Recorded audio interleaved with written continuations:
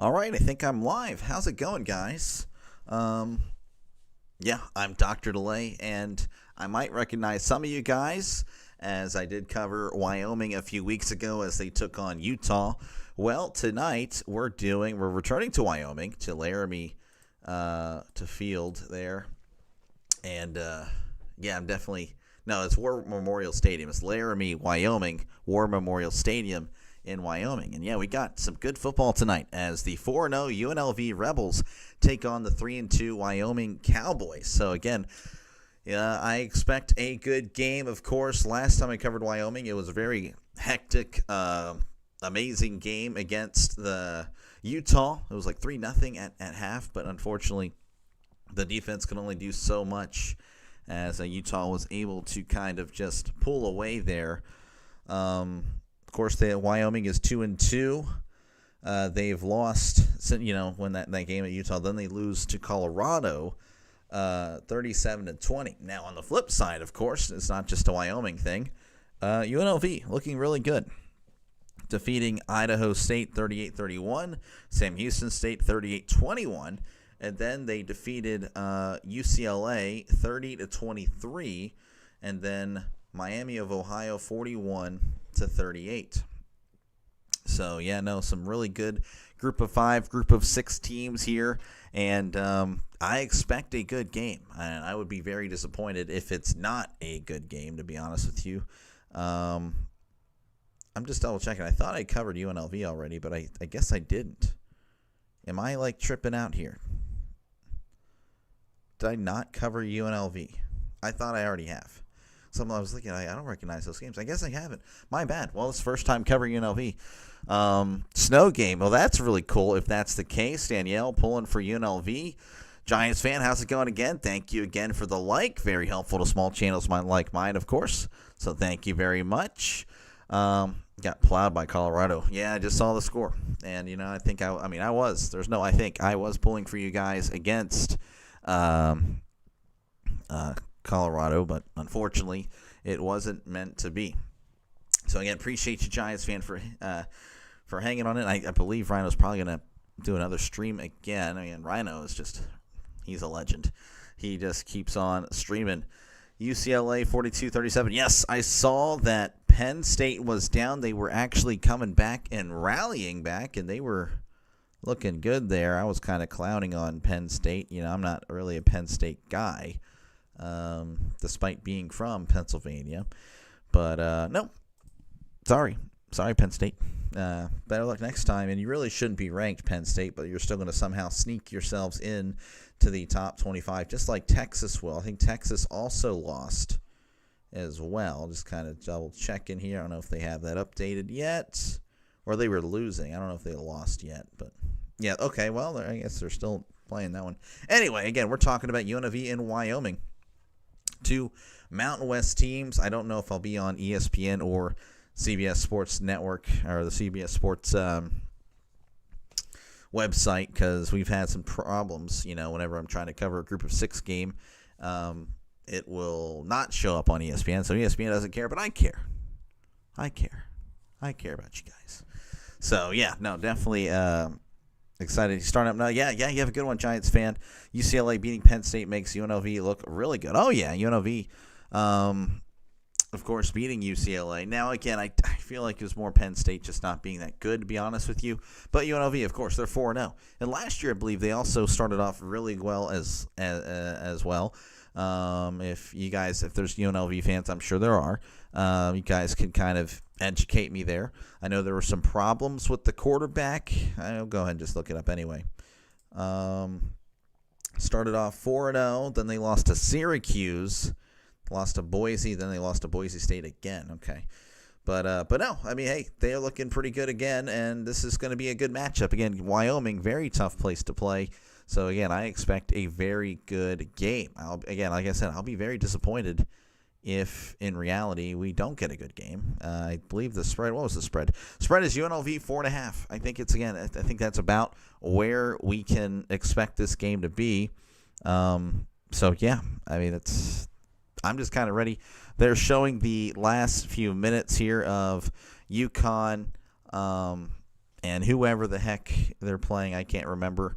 But as soon as that is over, they should take us over, and we'll be able to cover that with one. So next, okay, so the kickoff actually has been moved back to 5:15 Mountain West time. So those of you that are tuning on in, got another 14 minutes until we kick things off. So I do apologize. You guys can just grab something else to snack on or whatnot, but it'll probably be about another 14 minutes before we are ready to get things started. So if had I known that, I wouldn't have went on the air. But yeah, we're just gonna have to just chill here. You're the man. No, I'm just a man. I am just a man. Did you hear what me and Rhino were talking about? Oh, you guys were? Oh, that's very nice of you guys. Thank you. Thank you. May as well call the ending of this game. This is Florida International. Looks like their quarterback just gets devoured by UConn. UConn looking to move to 4-2. FIU falling to 2-3. Again, they're showing the little alert there. So again, I'll just go ahead and type it in the chat. Hold on.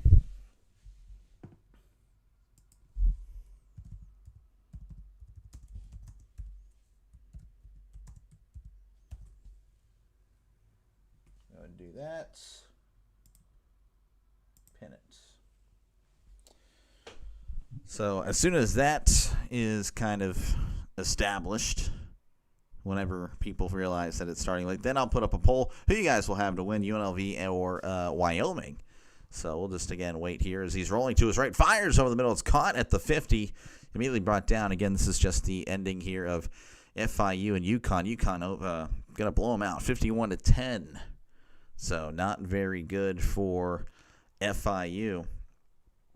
Of course, if you are new to the channel, make sure to like and subscribe. Again, when it comes to college football, I really do try to find the games that I feel like might not receive the same amount of coverage as the other ones, like Texas, like Ohio State, you know what I'm talking about. So I really do try. That's a pick off. That is a pick there.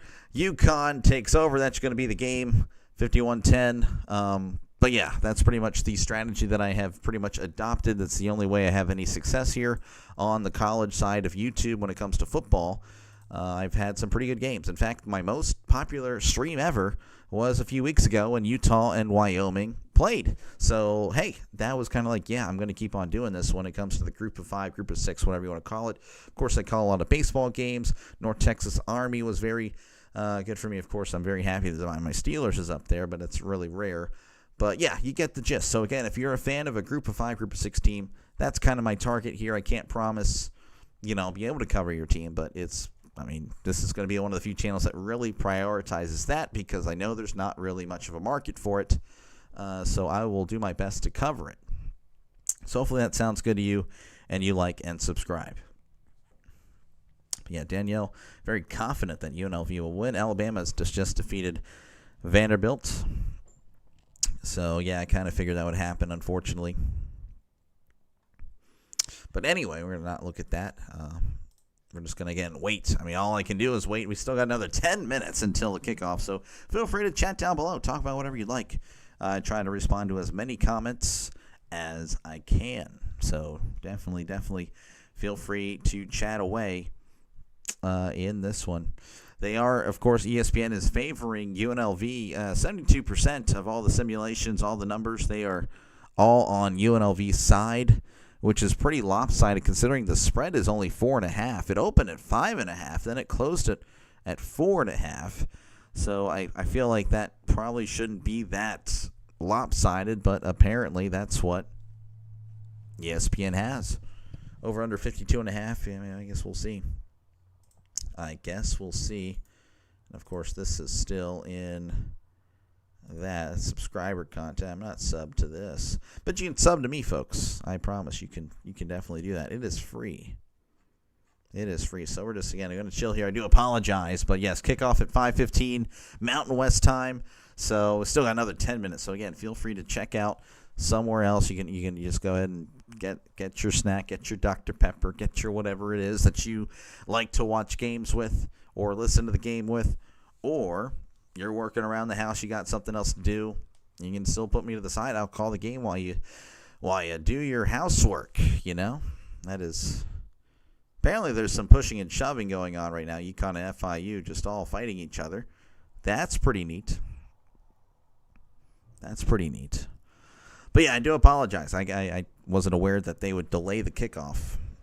So I guess we can check out some scores. I don't know if you guys are baseball fans or whatnot, but I've been, of course, covering a lot of baseball. And earlier today, the Brewers over the Cubs 9-3. I covered that one. Blue Jays dominating the Yankees 10-1. Dodgers and Phillies, that might be some interest here. I'm not too sure. Maybe with the West Coast thing. Dodgers 0-0 in that one. And then for college football scores, looks like Texas is driving at the Florida 40. 29-21, Florida leading over Texas.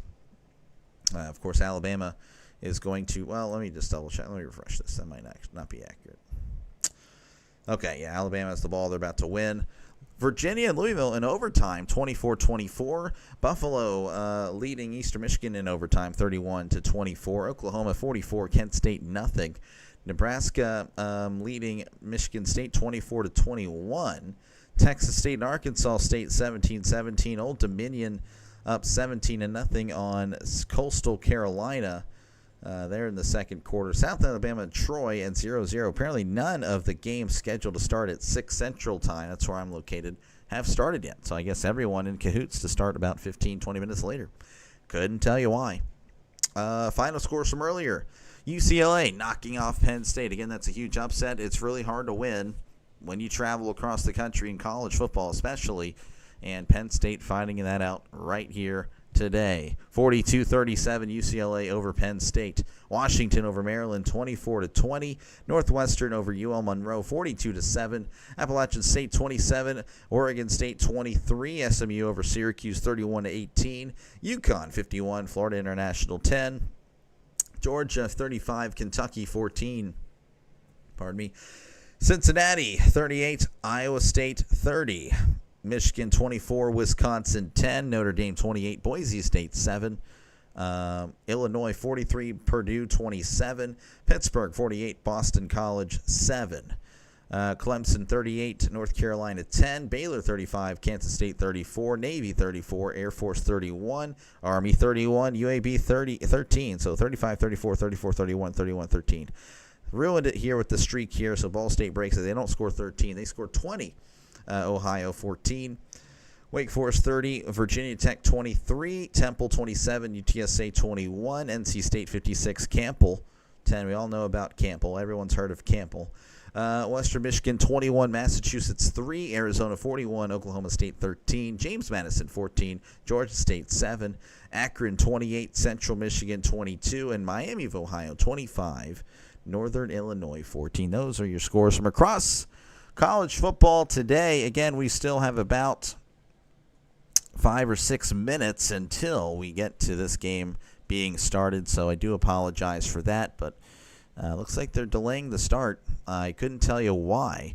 Now, I'm pretty excited. I did see Chase. Again, he's a Wyoming fan. Again, appreciate you, man, for subscribing. I'm going to assume it's from the Utah game. I don't think Wyoming fans are just randomly flocking to my channel, but yeah, he sent a snow game, so that would be pretty exciting. I love it when weather is involved, and yeah, I'm just ready to go.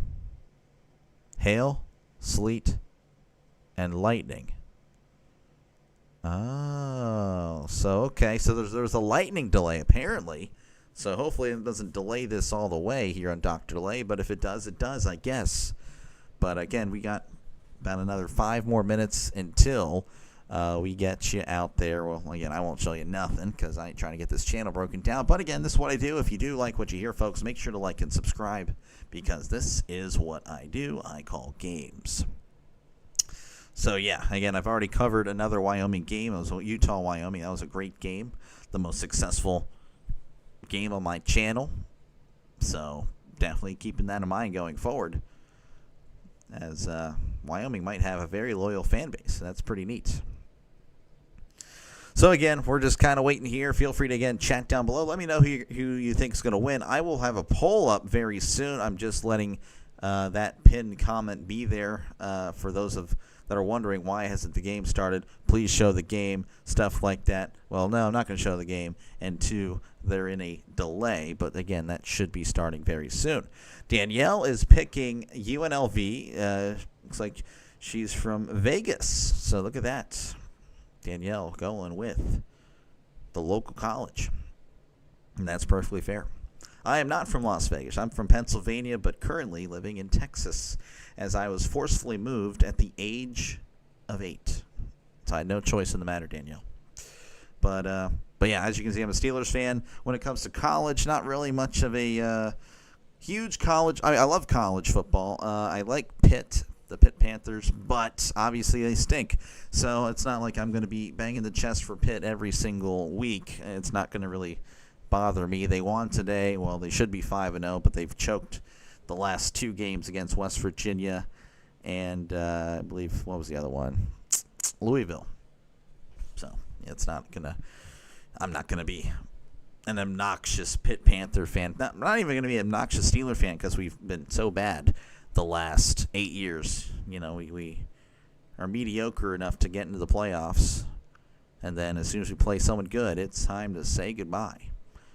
So that's been the attitude there. And of course, I'm a Pirates fan, so yeah, I've been pretty humbled. Had a pretty good childhood with the Steelers, but the last decade has pretty much my adult life. I've been like, yeah, no, it's not good. Life could be better. And then sports fans, my sports life, yeah, no, it doesn't help at all. It doesn't alleviate any of the pain that we all go through. But again, about 3 more minutes, and then we should be heading out there to Laramie, Wyoming. They are in a delay. So just bear with me, folks. I know it's probably annoying. You're just hearing me ramble and ramble and ramble. Well, I don't know. I can't just have dead air because then you would not like that. So, again, feel free to chat down below if you'd like to. I don't mind chatting with you guys. I've gotten to talk to a lot of different fans over, well, the last 6 months is really when I started doing this, and it's been fun. Catherine saying, let's go Rebels. So I got some Rebels fans in here. That'll be pretty interesting. And I have, because of a game I covered already, some Wyoming fans. And so I don't know. I imagine you guys will get along, but it'll be interesting to see how it'll go. I'm very curious. Of course, you know, both of you guys in the Mountain West. Both of you guys, this is your first Mountain West game, so this will be pretty huge. Josh Link for early position. I guess I can kind of look at the, let's see here. I can look at the standings here for the Mountain West. I'm assuming some other teams have already played the Mountain West. So right now, yeah, okay, so you guys are one of 3 teams to not have played a conference game yet, so that's pretty much Air Force. They're 0-3. Hawaii's 1-1. Everyone else either 1-0 or 0-1. Actually, only 2 teams are 0-1, New Mexico and Colorado State. So, wow, everyone's just beating up on Air Force, apparently. So, yeah. Looks like the winner of today's game will just be right in the thick of things with everyone else. Of course, plenty of football left to go, obviously. You guys play, I believe, 8 conference games in your conference. So, yeah, no, definitely. Again, excited for this. Jake Pope, number 7, that's my boy. Okay, all right, well, yeah, Catherine Pope, Jake Pope, that makes sense. I will be sure to, I'll try to go easy on him. I just call it down the middle. That's how it is. I'm not too critical unless I just see just dumb. That's how it is. But yeah, that's pretty cool. I'll go easy on him, Catherine. But hey, maybe he has a great game. There's no reason to go easy on him. Maybe he's going 30 for 33 through the air, or I don't know. Is he not a quarterback? I don't know. I just assume he's quarterback with the number 7. But anyway, yeah, maybe that was a great day. Great day. Not the quarterback. Calandria is the quarterback, apparently. Okay, we are returning to coverage here. Okay, so it's 40 degrees. There's snow everywhere. This is going to be pretty. It's just going to be pretty. I love snow games. So, again, this hopefully will be a classic. Danielle says Wyoming sucks. Okay. Well, I'm sure she will definitely not be responded to. Defensive back, okay. All right, gotcha. Yeah, I'm looking forward to this. All right, Jake Pope. Well, hey, thank you for helping because I don't really know much of the players. Know a little bit of the Wyoming players, but it's been a while. And again, I'm trying to see which one I'll be staying on because sometimes, usually when I cover the group of 6 schools, they tend to not have like a field on. So I don't know. One of these will pop up soon. I'm just going back and forth and see what will have the field today. So Dan Mullen, the coach of UNLV, is 4-0. obviously, as a head coach there, first-year coach, looking good. They're looking again to pretty much build on last year. Last year they were in the Mountain West Championship, losing to Boise State. And, of course, looking to take advantage of a possibly weaker Boise State team. Now, on the flip side, again, Wyoming, hey, they are kind of like the Steelers of the NFL. Like a really good defense. The offense, though, So we'll see what happens as we are kicking off here in Wyoming. He's fielded at the, I don't know what just happened there. He catches the ball. Oh, it's a fair catch signal made. Okay. Didn't really see the fair catch signal. So UNLV going to be in the red helmets, white jerseys, and red pants. And again, I'm trying to see if there's going to be, there we go. We'll have the field here on ESPN. This is Anthony Calandria. Last week, 29 for 43, 293, 2 touchdowns, 2 picks. So not too shabby for Anthony. He's in the pistol, trips to the right, tight end in tight. They are, of course, at the 25. I can't really tell. The snow's everywhere. And he hands it off. No, it's a flea flicker. Oh, and he fumbles the ball. And Utah has recovered. Or no, pardon me, Wyoming has recovered. I forgot. I'm sorry. It's Wyoming and UNLV. Wyoming, first play of the game. They try the flea flicker, and Wyoming is all over it. Eller with the recovery. Look at me saying Utah. Wyoming fans, they hate me. They're unsubbing, and I understand. That's my bad. But just like that, they try the flea flicker. The running back tosses it to the quarterback. He can't quite make the catch. He fumbles it, and Wyoming is there. So just like that, Wyoming's going to have the ball, I'm assuming around the 20-yard line. Yes, they're going to mark it at the 19. So just like that, Wyoming has the ball. He's in the shotgun, trips to the left, one receiver to the right, going left to right on your YouTube screen. He's going to hand it off up the middle, makes a nice move, but then he finds a bunch of Rebels as he's brought down at the 16-yard line. That's a gain of 3. Unbelievable. It's kind of like what happened against Utah. Just a bunch of turnovers, a bunch of, missed field goals too by Utah. That was a game. Oh, man, that was an awesome game. So very sorry there, Danielle and Catherine. Right now, not looking good for the Rebels. But we'll see what happens. 2nd and 7. Anderson is under 7. Receiver to left. Receiver to the right. Anderson hands it off up the middle. Oh, and the Rebels are all over him as he gets back to the line of scrimmage. That is Harris on the carry. Nothing doing on that one. So now it's 3rd and 7. And again, this is kind of what we saw. Again, I hate to bring it up again, but Utah and Wyoming. Wyoming would get the turnover. They would stop Utah from pretty much drive. They drive down the field, the turnover, whatnot. Wyoming couldn't do anything on offense. Right now, maybe repeating right here. 3rd and 7. They need to get to the 9 for a brand new set of downs. He's in the shotgun. Anderson drops back, looking to his left. Fires. It is caught at the 14. Spins off him, but then he runs backwards. And I don't think they're going to give him forward progress for that. And now it's 4th down. I don't know if he may have lost yardage on that. He caught it, then spun around him, and then decided to run backwards. I don't know what in the world happened there. Yeah, no, that was a loss of 2.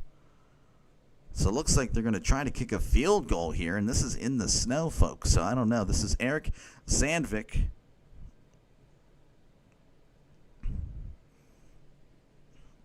.36-yard attempt from the left hash. Snap, hold, kick. It is up. It is good. Well, Wyoming tacks on 3, but again, you can kind of feel that not what you want because, again, Wyoming needs to take advantage of the turnovers. But it's 3-0 with 12:59 left to go here in the first quarter. Wyoming 3, UNLV nothing.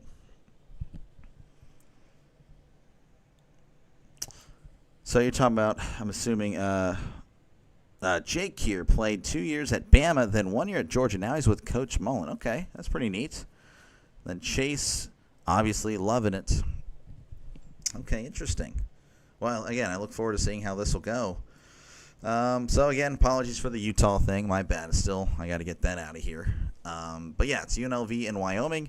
If you haven't done so already, folks, make sure to like and subscribe. Again, this is what I call games for, on YouTube. So I do the NFL, I do MLB, and then when it comes to college football, again, as I mentioned earlier, I try to focus on the schools that might not receive the same amount of love that the other streamers would give them. So, yeah, that's pretty much my strategy when it comes to college football, is that I'm trying to prioritize the group of 5, group of 6, whatever you want to call it. Of course, I will call big games, I'm sure, later down the road, but I'm finding more success here. So I'm going to go ahead and do it. So, again, make sure to like and subscribe. This is actually my second game covering Wyoming. So if you're a Wyoming fan that wasn't here with the first one, well, hey, this is 2 times. I don't know if it'll be a third, but I'm just saying twice is more than most of the colleges. Of course, UNLV, again, appreciate you guys for hanging in here. Catherine has already made her voice heard, Danielle as well. So, again, thank you very much for letting me call this game for you. Everyone is streaming tonight for some reason. Yeah, I don't know. It's a busy day in the sports world, Thomas. A lot of baseball. A lot of football. This is what we do. Well, you, of course, streamed earlier too, Thomas. So there's that. But again, appreciate you guys for hanging out. And, of course, like and subscribe if you haven't done so already. We'll check out some scores across the college football world a little bit later after the next commercial break. We'll just do it every 2 or 3 possessions to try to give some other scores a chance to breathe. I know there were some other scores nearing conclusion, like Texas were down. I guess I can check Texas out. I'm kind of curious on that one. So I know they were kind of driving. Looks like that one is over. Who lost? Oh, Texas lost. Oh, that's good. Get out of there, Texas. All right, they're back again. Wyoming 3, UNLV nothing. UNLV on the pretty much the first play, trying to flea flicker, and then they fumbled it. Wyoming picks it up. Couldn't really do much. They had to settle for 3. And again, I don't know. I don't think it's snowing anymore, but there's snow all over the field. Yeah, there's not any snow or snowing anymore. So Wyoming will once again kick things back off to UNLV. Again, it's a snow game, at least on parts of the field. They're really trying to shovel some of it. As there is the kickoff. Fielded at the 10. He's at the 15, the 20, 25, 30. Still on his feet, brought down at the 32. That's a nice return there by number 20 of UNLV. Again, I'm not really the most knowledgeable guy with the names, but I will do my best. They're highlighting here on the offensive side of things for UNLV. Troy Amire, 130 receiving yards for the defense. Evan Eller, of course, he had that fumble recovery earlier. He has 23 tackles on the season, and along with the pick. I'll go for UNLV donut cheer for. I forgot to do the poll. Thank you for reminding me. Thomas, 1st and 10 in the shotgun. Hands it off. Up the middle, trying to find something. He's at the 35, still on his feet, and brought down around the 37-yard line. Let me go ahead. Can't believe it's snowing. It's perfect in Phoenix. Yep. How far up is... Well, Wyoming's still pretty... That's about 1,000 miles away from Arizona, I'd say, from Phoenix. I would say. I'll try to get that poll up during the next commercial break. 2nd and 6 ball at the 37 in the shotgun. Drops back, moving to his right, looking to his right, fires. It is caught at the 45. He's at the 40 and brought down at the 39. That's a big catch and run. That is Bradley with the catch. And just like that, UNLV is in Wyoming territory. It's a nice catch, just kind of sitting there. He wasn't, again, that's good. He was just settling in the soft zone there of Wyoming. 1st and 10 for UNLV. Wyoming has the most bipolar weather ever. Sounds awesome, though. Wyoming sounds awesome. In the pistol. Hands the ball off up the middle. He's at the 35. Cuts outside of the 30. He's at the 25, 20, 15. Brought down at the 13. That is a huge run. I believe that is Thomas on the carry. Number 9. Just a bunch of juking pretty much at the beginning. And then he decides to cut it to the right, where he had there's a lot of white. A lot of snow. Not a lot of green, a lot of white. 1st and 10, ball at the 13. Snowing in the bottom half of the state and pouring rain in the top half. Really, that is kind of bipolar as he Hands it off. This is Thomas. Thomas at the 10. Brought down at the 8. That's a gain of 5 as UNLV just looking like they're going to keep moving forward here. Jaden Thomas already 3 carries, 35 yards.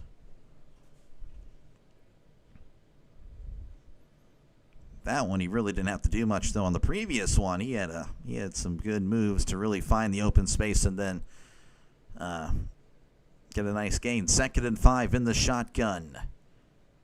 As he's going to hand it off, but there is a penalty marker on the field. That should back him up 5. I'm assuming it's a false start. It is. Kenneth Ray, the Mountain West referee. You can't really hear him. So, but you can tell what the false start, all that motion is. So that'll back him up 5.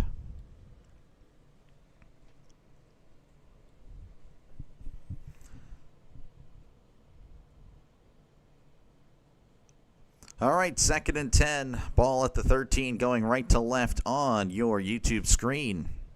They are once again in the shotgun. 2 receivers to the right, 1 to the left. And he's going to keep it on the RPO. Breaks it outside. He's at the 10. And he gets hit sticked at the 6. Calandria. Have a little chat with the cheerleaders of Wyoming. And now he's going to go back to the huddle there. That's interesting. He took a shot, though. He didn't go down, but I mean, it pushed him back for sure. So 3rd and... I wonder where they're going to mark it. 3rd and 3. They're saying 3rd and 7 on here. That is completely wrong. I don't know why CBS Sports Network is completely wrong every single time I watch them. They're at the 6. They need to get to the 3 for a brand new set of downs. He's going to hand it off. Down the right side. He's at the 5. Cuts inside. Touchdown. UNLV Rebels. Kevon Lee with the 6-yard run, and the Rebels have taken a 6-3 lead.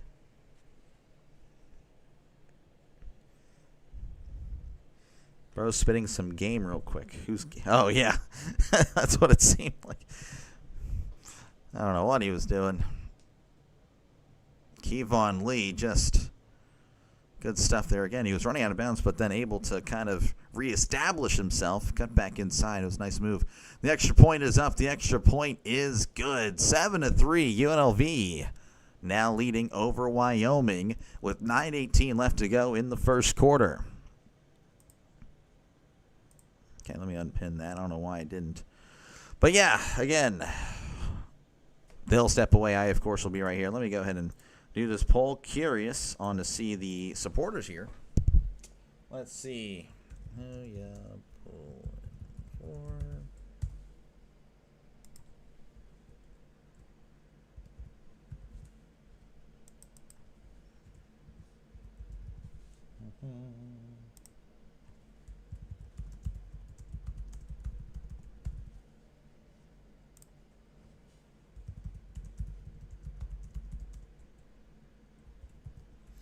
Okay, the last option shouldn't get much, if any, but we're going to go ahead and include that anyway.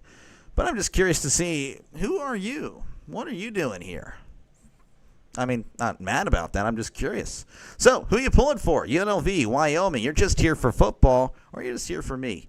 Again, I expect that to be 0%, but that's okay.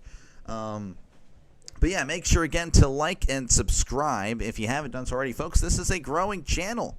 And, again, I cover the NFL, I cover college football, and I cover the MLB. I covered an MLB game earlier today. It was Brewers-Cubs. That was pretty fun. And, of course, when it comes to college football, you can check out the history that I've done.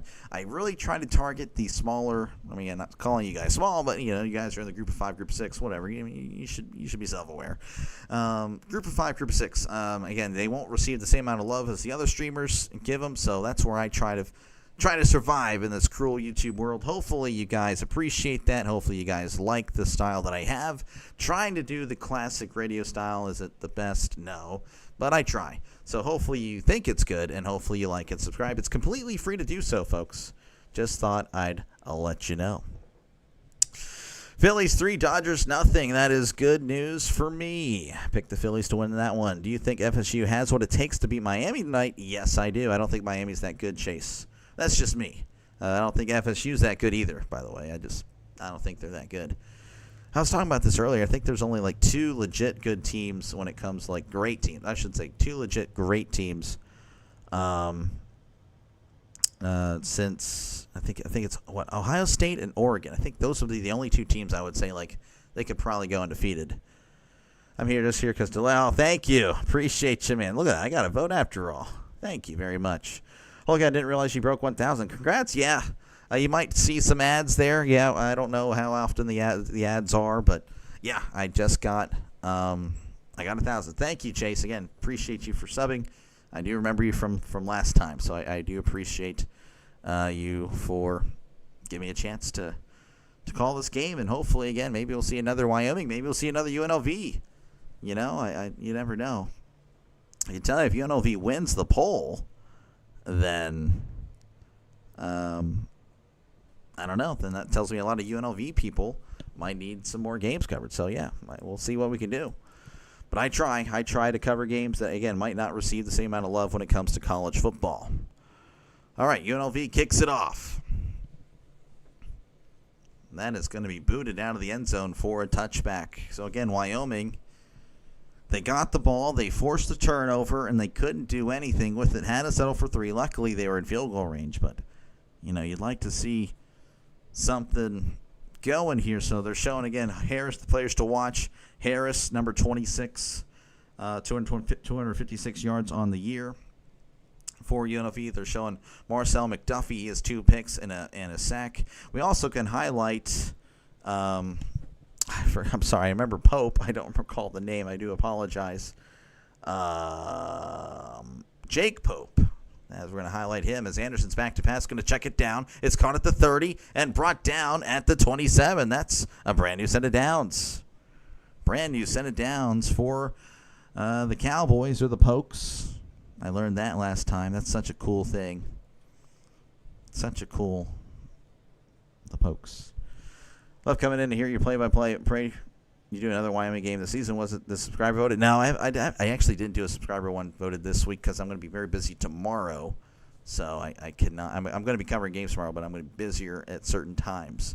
1st and 10 in the shotgun. Anderson hands it. No. Yeah, he does hand it off to Harris. I was faked. The cameraman was faked. But Wyoming was also faked on that as they lost 2 on the play.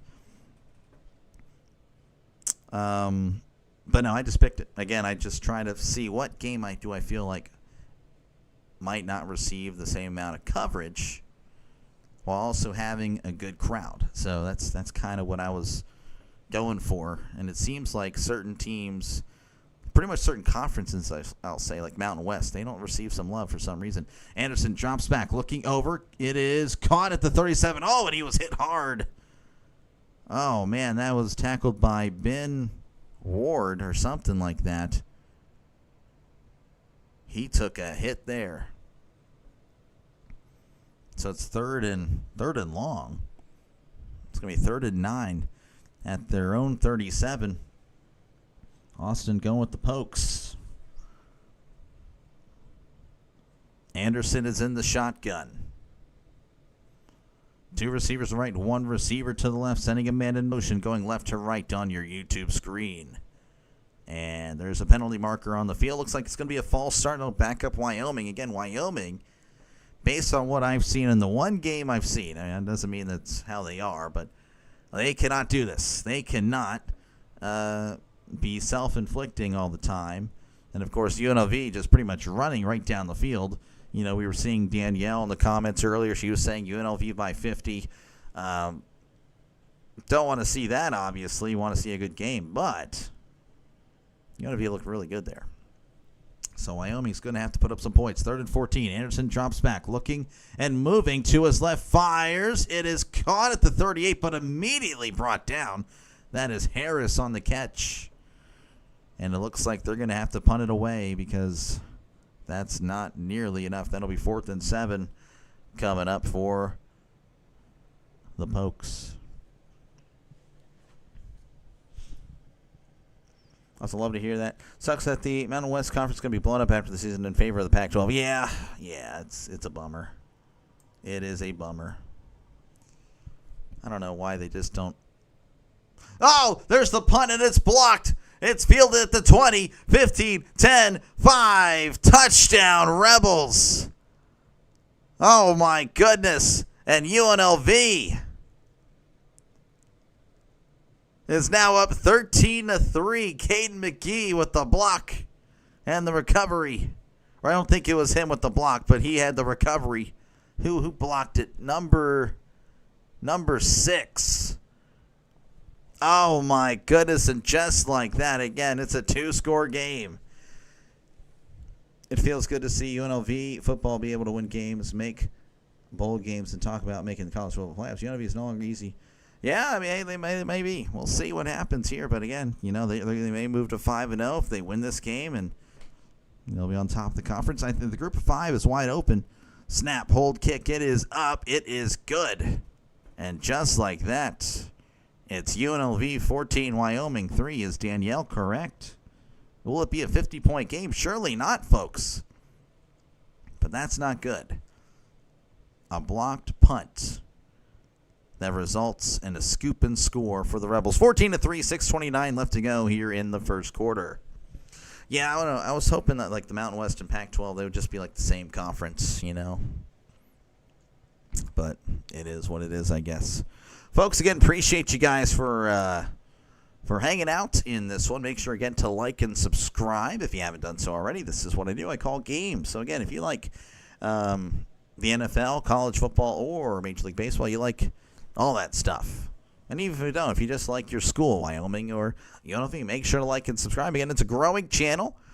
We just crossed 1,000 about two weeks ago. So we are on our way to bigger and better things. Hopefully you'll hop on for the ride because I think there's a lot of potential with this channel. But yeah, hopefully that's a good enough sales pitch. Again, this is what I do. I call games. We're going to check over some scores real quick. Coffee Beans, Eduardo Hernandez, Sorry Ken, and Hammer are my scoreboard sponsors. So again, thank you very much for your support. Very much appreciated. All right, Nebraska up 38-27 on Michigan State. That's a blowout there. Texas Tech up 6-0 over Houston. Let's see. Relevant scores for you guys. I don't really know. Probably not. So again, the big news, UCLA over Penn State. That's UCLA's first win of the season. Just unbelievable. Penn State is bad. They should not be ranked. Florida over Texas, 29-21. Alabama over Vanderbilt, 30-14. Virginia defeats Louisville, 30-27 in overtime. Washington over Maryland, 24-20. Let's see, Appalachian State over Oregon State, 27-23. Georgia over Kentucky, 35-14. Iowa State over Cincinnati, Cincinnati over Iowa State, 38-30. Michigan over Wisconsin, 24-10. Notre Dame over Boise State, 28-7. Illinois over Purdue, 43-27. And let's see, Navy over Air Force, 34-31. Let's see. Yeah, I guess that's.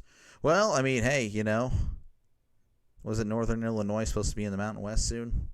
25-14. Miami over Northern Illinois. UCLA Bruins for the Big Ten now. I hate it. I missed the Pac-12. Yeah, me too. I was hoping for that too. Hopefully competition in the Mountain West stays the same. I feel like it's one of the stronger. Oh, yeah, I agree with that. I completely agree with that. Austin saying, let's go Cowboys. Yeah, they need to get something going here. UNLV and New Mexico beat UCLA. Penn State losses today to UCLA. That's fair.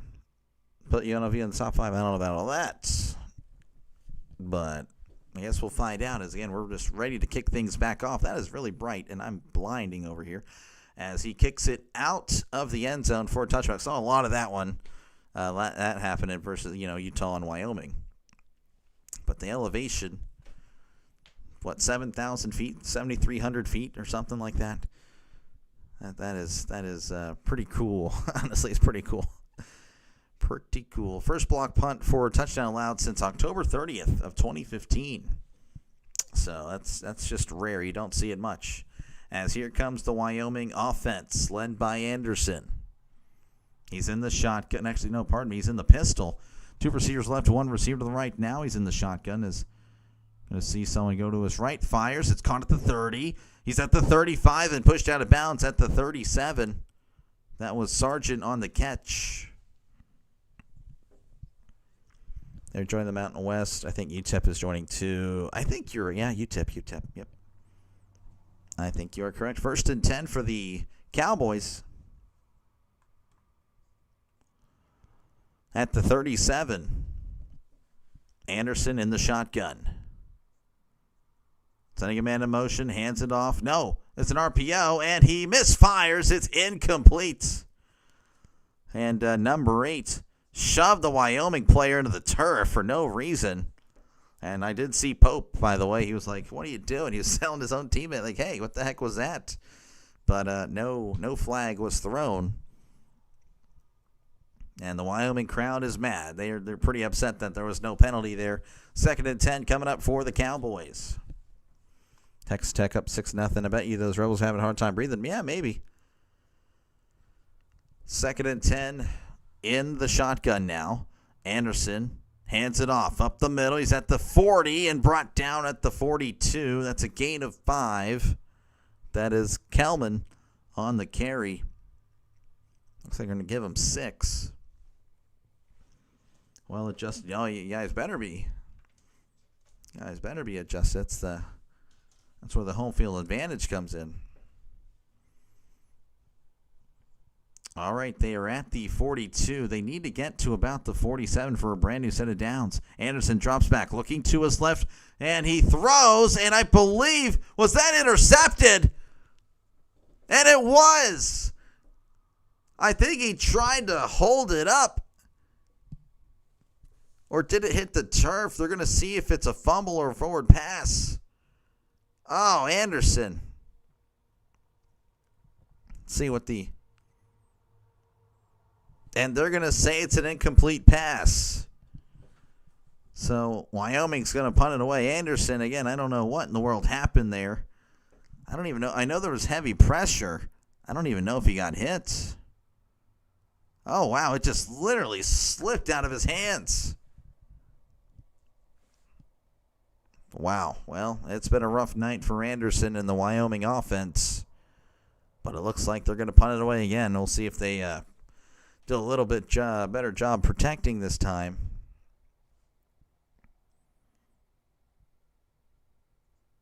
We're just kind of waiting to see. Only 6 seconds left. I don't know what's going on. Looks like they're going to take a look at it, actually.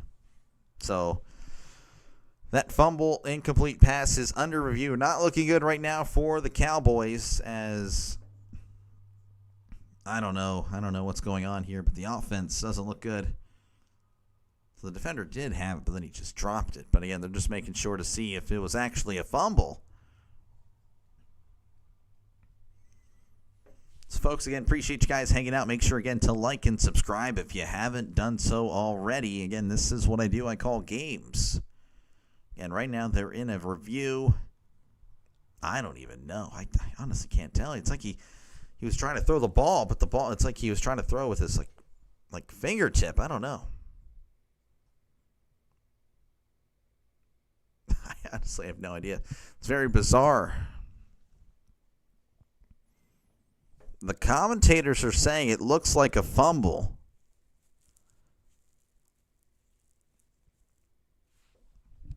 Man, I don't know. This would be huge if it's UNLV ball.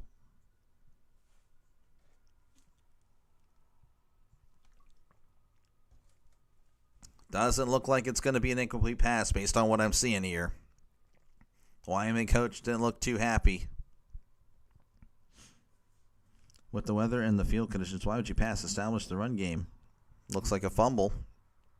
Those are good questions. After a review, the quarterback did not have possession of the football in his hands. It is a fumble recovered by UNLV. Wow. And we are trending towards not a close one, folks. But, again, what we saw a few weeks ago, Wyoming defense. That Wyoming defense would come up when they needed to.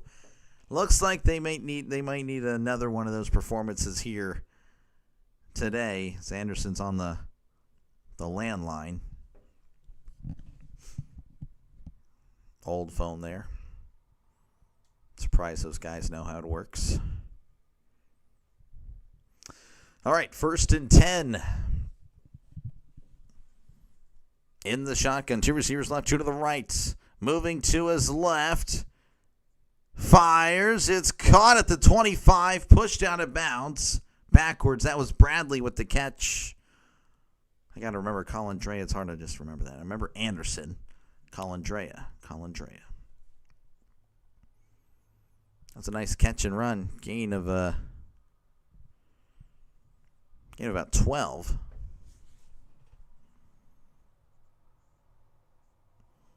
In the shotgun is Colin Drea.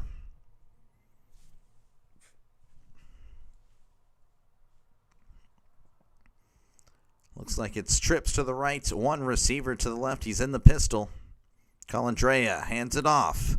Down the left side, he's at the 25, and it's going to be brought down around the 23. That is Glover with the carry. Short little gain of 2. As we're approaching the 4-minute mark in this one. Again, UNLV, I mean, I don't know if you say dominating. The score would indicate that. First play of the game, UNLV fumbles the ball. Wyoming then kicks a field goal. Then they march down the field. Then Wyoming gets the ball back. Then they can't do anything. Then they punt it. But it's blocked and it's scooped and scored. UNLV is at the 23. Colin Drea tosses it forward. He's at the 20. And, hit hard at the 16. That was, who was that? That is Carl on the, it's Earl. Earl. That was a C, not an E. Looks very close. That was Earl on the catch there. JoJo Earl. It's 3rd and 1 coming up for the Rebels. I hope Wyoming can figure out an offensive identity sooner rather than later. Oh, yeah, for sure. 3rd and 1, they're at the 16. They need to get to the 15 for a brand new set of downs. Colin Drea. RPO throws. It is tipped in the air, and it's incomplete. There was some contact there, but it doesn't look like there's a flag. And it'll bring up 4th and 1, and I imagine they may go for it based on how the Rebels' offense has looked. To be honest, I don't know. It would have been close if he would have given it there. I'm not too sure. Would have thought by now the offense would be able to flow a lot better. Yeah. Especially with this many games in. Looks like they're going to go for it here on 4th and 1. In the shotgun. It's going to hand it off up the middle, trying to find something, and it's going to be close. Both teams pointing the other way. I don't know what they're going to say. It looks like the initial spot is a 1st down. Yep, 1st down, Rebels. Luxel saying the Rebels on top. Just kept fighting forward. Oh, wow. Very impressive. Just keeping himself up like that. Wow. All right, 1st and 10 at the 15 of Wyoming. The Rebels hand it off. No, he keeps it on the RPO. Colin Drea stiff arms, but he runs out of bounds after a loss of 3. Again, the camera guy is just faking me off. Or faking me out here. Faking everybody out. A stiff arm by Colin Drea, but again, he doesn't really... He loses yards. He lost 3 on the carry. Didn't like that play at all. Well, hey, they converted it.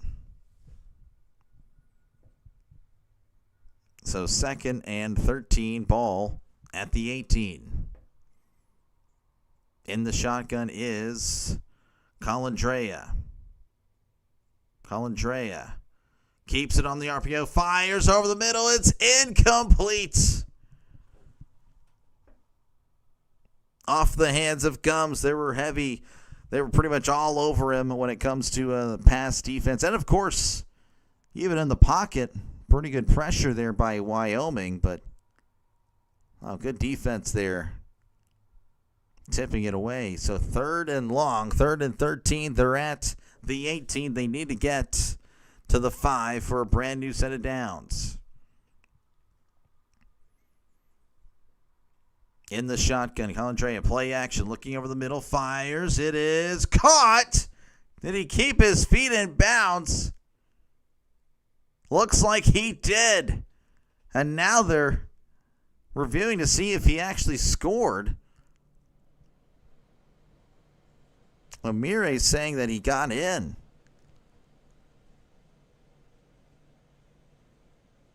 Oh, I don't know. I think that foot may have been out of bounds. The foot may have been out of bounds, and they're saying that it was. What a catch, though. I mean, just couldn't keep.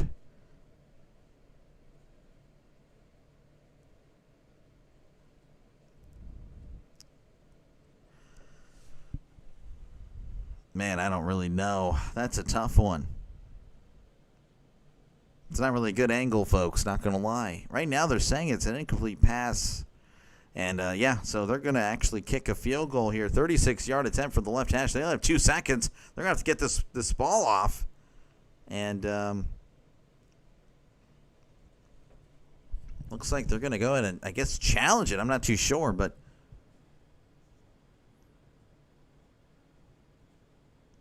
what are you watching on? I'm watching it on CBS Sports Network. I'm going to show the replay here. Oh, yeah, no, that's out of bounds.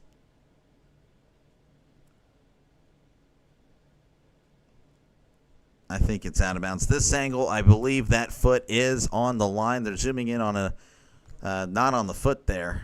Yeah, to me, that is out of bounds. I think his toe is out, and I believe it's going to be 4th and 13. Real Daryl says it looks like catch. From this angle, Daryl, I don't know if you're seeing it as well. I would say it's going to be an incomplete. The other angle looked it was close, but I think it's going to be out of bounds. But how's it going? Good to see you. Good to see you. Thank you again for hanging on out.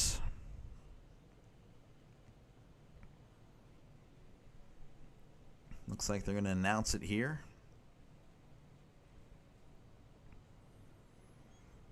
After review. Yeah, it's an incomplete pass.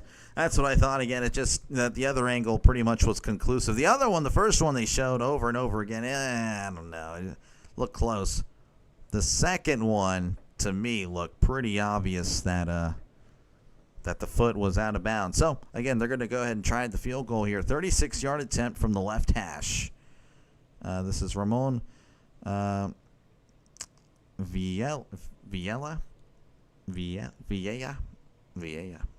I don't know if I'm rolling the L's or not. Regardless, it's a 36-yard attempt from the left hash. Snap, hold, kick. It is up. It is good. That's a good kick. Now it's 17-3. Rebels over the Cowboys with 1:36 left to go here in the first quarter. It's been all Rebels in this one. Let's go running Rebels. Yeah, the Rebels look good. From one doctor to the other. Hello there. How's it going? Dr. Cron. Again, appreciate you guys for hanging out. Make sure, again, to like and subscribe if you haven't done so already. Folks, this is what I do. I call games. So, again, if you like what you see, if you like what you hear, definitely like and subscribe. But, yeah, this is what I do. So, I don't really know what to say. But, yeah, if you like NFL, MLB, college football, I call that stuff right there. And, of course, for college football, I try to target games that I might not feel or that, that I may have a better shot at calling because many other streamers might not give them the same amount of love. So, there you go. Of course, again, shout out to Coffee Beans and Water Hernandez, Sorry Cat, and Hammer for being scoreboard sponsors. Let's check out what's happening across Major League Baseball. It's been a while since we checked there. Again, the Phillies up 3-0 over the Dodgers Brewers defeating the Cubs earlier 9-3. Blue Jays 10, Yankees 1. And then for college football currently, I guess I can refresh this. Looks like Texas Tech over Houston 6-0. Minnesota up 3-0 on Ohio State. Mississippi State 0, Texas A&M 0, UCF 7, Kansas nothing. Miami and Florida State 0-0, and Colorado and TCU 0-0 in that one. So again, feel free to chat down below. Talk about whatever you like. I try to respond to as many comments. I'm so bummed I can't watch it live on TV. Yeah, no, I totally get it. Try to clean my glasses here. Never claimed to be a professional, folks. But yeah, no, I totally get it. Totally understand. But yeah, that's where I come in again. You know, I might be covering a game that you guys might want to know what's happening. So I'll try to do my best impersonation of a play-by-play. Felt like so far my performance not the greatest, but you know, we're just gonna go ahead and shake it off and hopefully just get better from here at this point.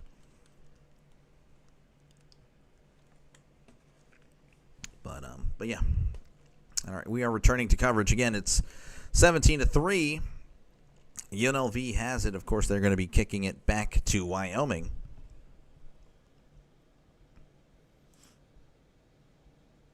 Sorry, just checking that out. Okay. Again, we can expect UNLV to kick things back off shortly as Wyoming, they got to get something going here. It's been rough.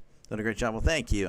I don't know, I've already messed up a few times, but it's all good. If you haven't noticed it, then great. But I have. 17-3.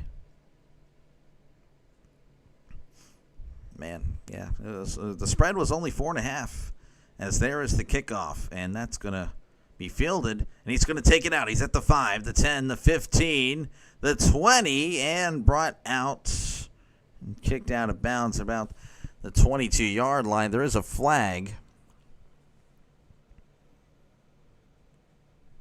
I wonder to see what the penalty will be on. Let's go Rebels, Las Vegas all day. It's going to be 5-0. Okay, well, hey, it's trending that way. We'll see. We'll see. Again, there's a penalty on the play here. I'm not too sure what the call is.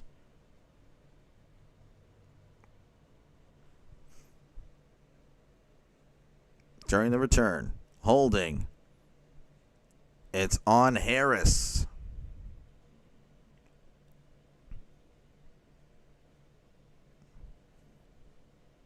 No, that's Rutherford. Okay, so the defensive player that wears number 2. I forget that they can wear the same numbers now.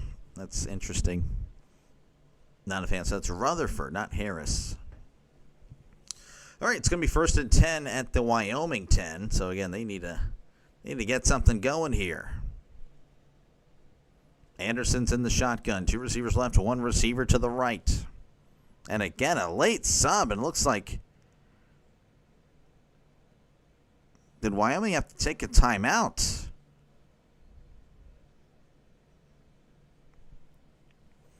I think they did, because I'm seeing a commercial over here.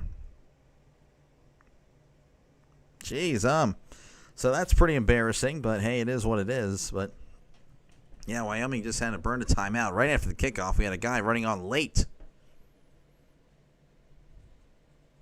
That is not good. No bueno for the Cowboys.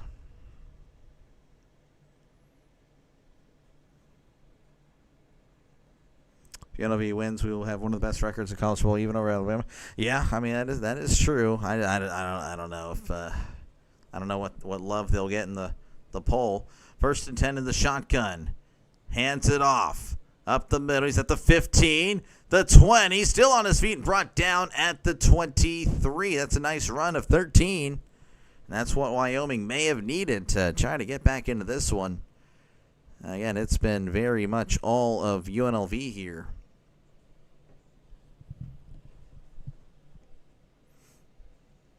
Showing Caden Barnett. Not familiar with him. 1st and 10, ball at the 22. Anderson drops back. Play action. Moving to his right. Heavy pressure. Still moving. Fires, and it is incomplete.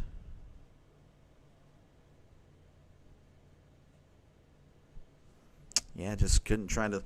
Well, there was actually a guy over there and just couldn't keep his feet in bounds.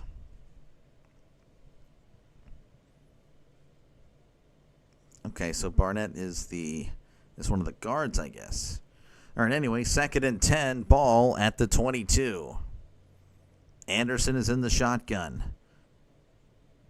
Pardon me, in the pistol. Now he's in the shotgun, sending his running back up. Play action, fires. It's caught and immediately pushed out of bounds as he's caught it at about the 27-yard line. That's a gain of 5. That'll make it 3rd and manageable.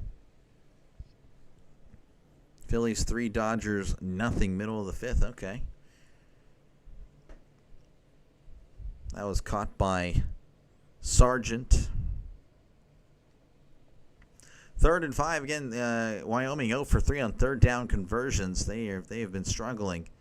Anderson is in the shotgun. 2 receivers right, 2 to the left, and he's going to keep it on the RPO. This is Anderson. He's at the 35, sliding, and will have the 1st down. I believe that's going to take us to the end of the 1st quarter.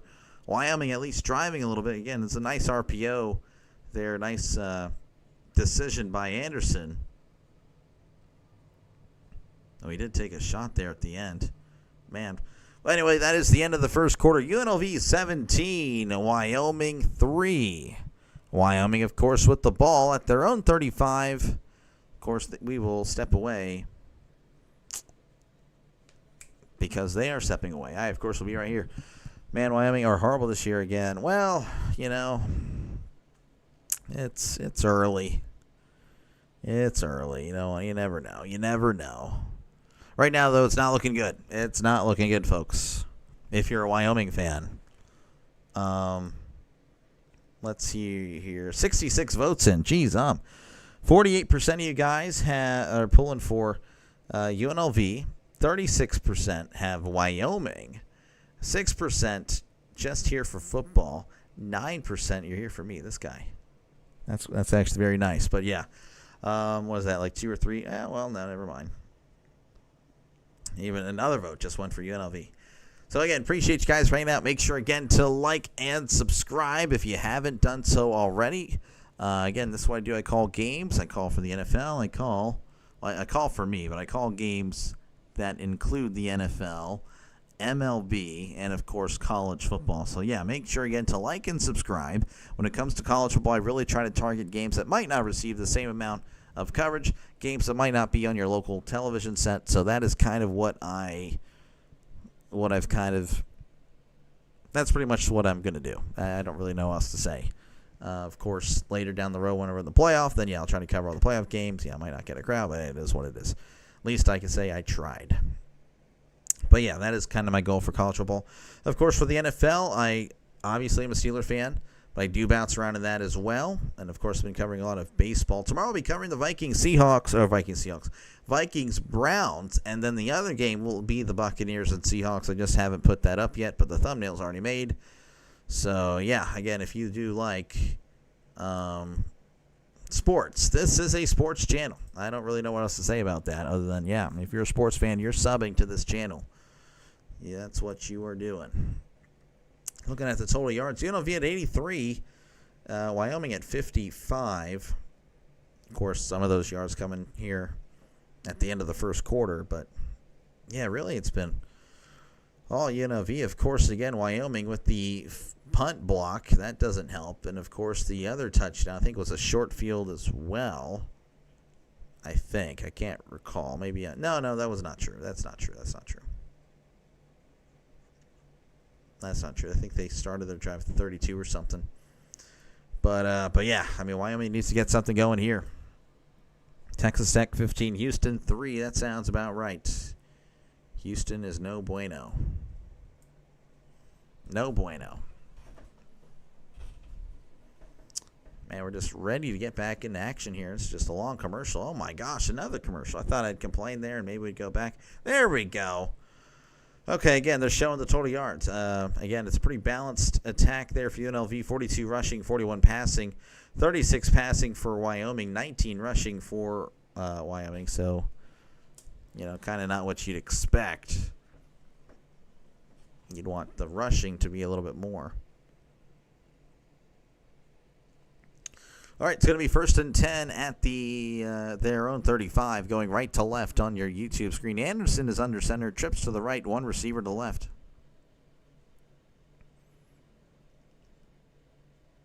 Anderson hands it off to Harris. Nice move at the beginning as he's at the 35, brought down the 42. That's a nice little gain of 7, actually. Very nice. It's going to be a little swing pass here. He's caught it at the 45, breaks the tackle at the 50, and he's out of bounds around the 45-yard line. Nice little catch and run. That is Holman. They're trying to hurry up here. They're showing the replay. Then as soon as we cut back, they're already throwing it out. So the hurry-up offense may be in effect here. I'm not too sure, but they got to get something going. Good stuff by Holman. Again, maybe they running another play here. I don't know. They're showing a replay. All right, 1st and 10. Actually mark them out at the 46, but they are in UNLV territory. Under center is Anderson. Anderson. Play action. Heavy pressure. Moving to his right. Fires. It is incomplete. Intended for Eric Richardson, but unable to make the catch. Again, he was under heavy duress.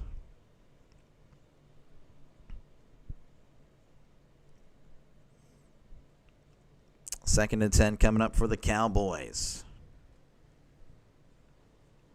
Keep going, Pokes. Yeah, they need to get something going.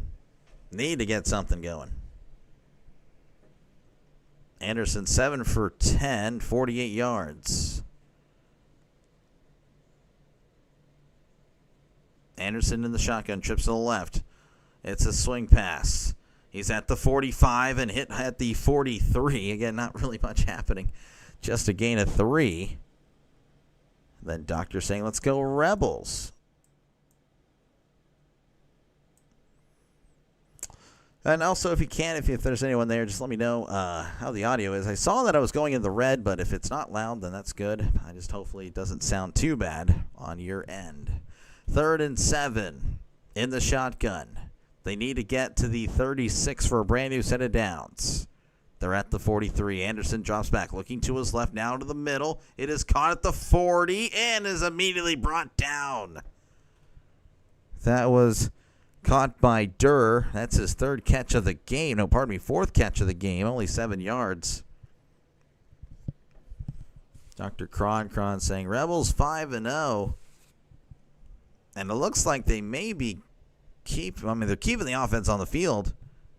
I imagine that means they're going for it. So they're on 4th down this year. They're 4 for 6. I don't know what the yardage would have been on those 4th down conversions, but it is what it is. They're at the 40. Again, they need to get to the 36 here. That's 4th and 4, not 4th and 6. Or 4th and 4. Looks like UNLV is going to take a timeout just to chat things over. So again, they lead 17-3 with 12:44 left to go here in the first half. It's a big 4th and 3 decision coming up for the Pokes. But yeah, they haven't looked all that great. 3-yard gain after 3-yard gain. Pretty much, Chase, that's been the Wyoming style of offense here.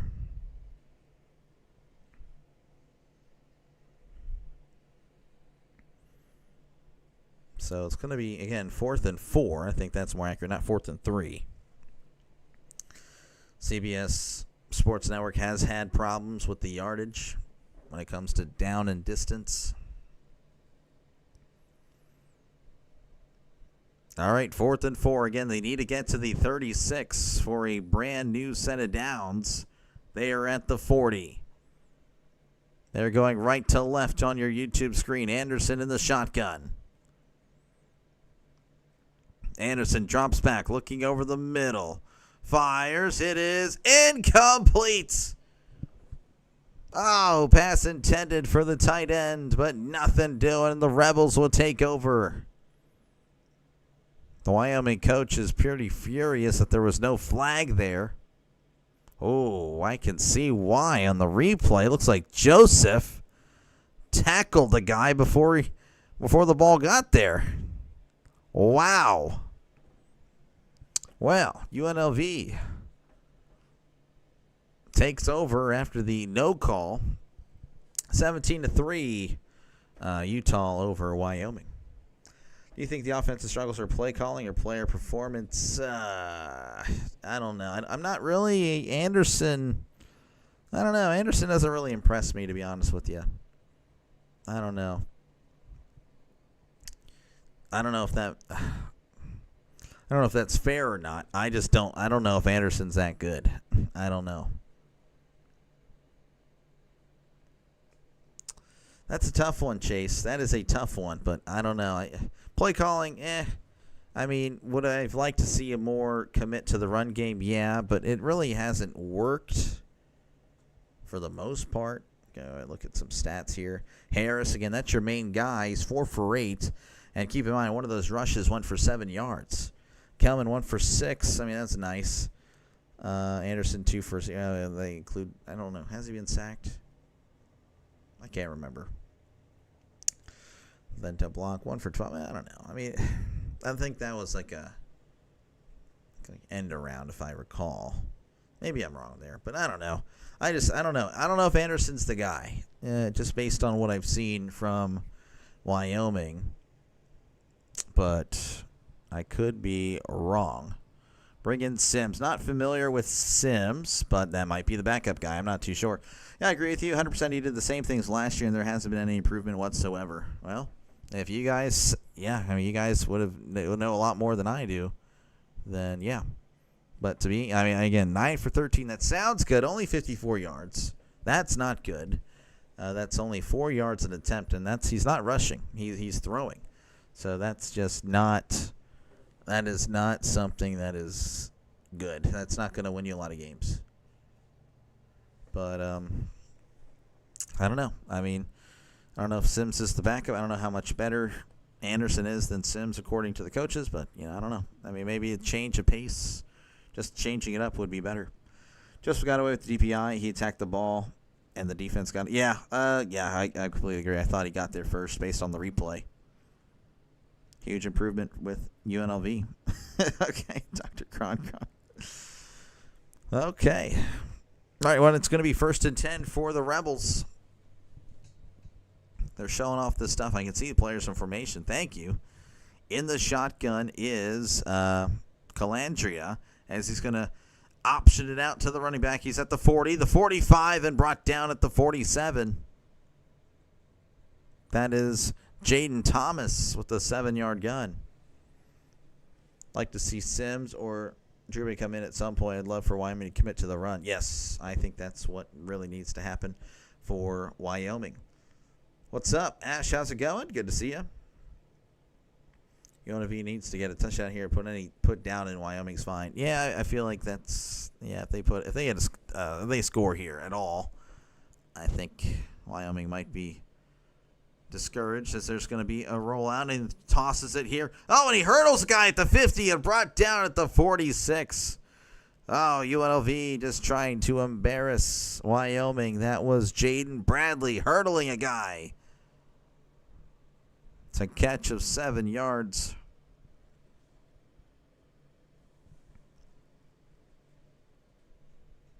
So 1st and 10 at the Wyoming 46. Yes, the game is on CBS Sports Network. 1st and 10. Play action. Looking over the middle. Fires. It is incomplete. He got a guy wide open. Tayshawn Lyons was wide open. Throw was a little bit high. He had a hand on it, but just couldn't make the catch. There is a flag. Pardon me. Pardon me, guys. Don't mean to burp. I did have pizza before this. That is on me. Holding on the offense. That's a 10-yard penalty. That'll back him up by 10. I took UNLV minus 3.5, under 51.5 points total for the game, minus 2.5 for the half, over 14 points for the half. They need to slow down the scoring. Oh, I see what you're saying. I don't know.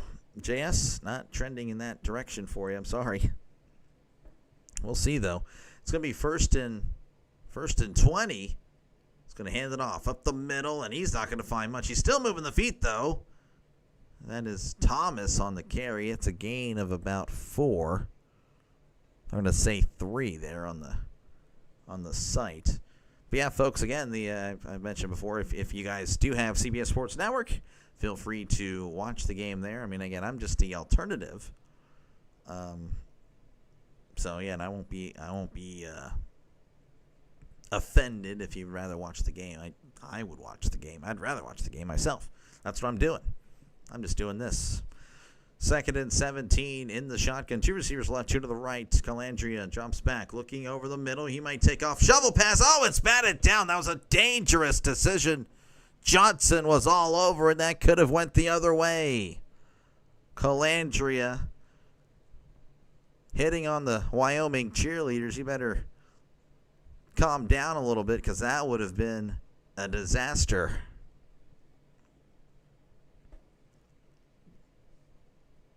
That was just a dangerous decision.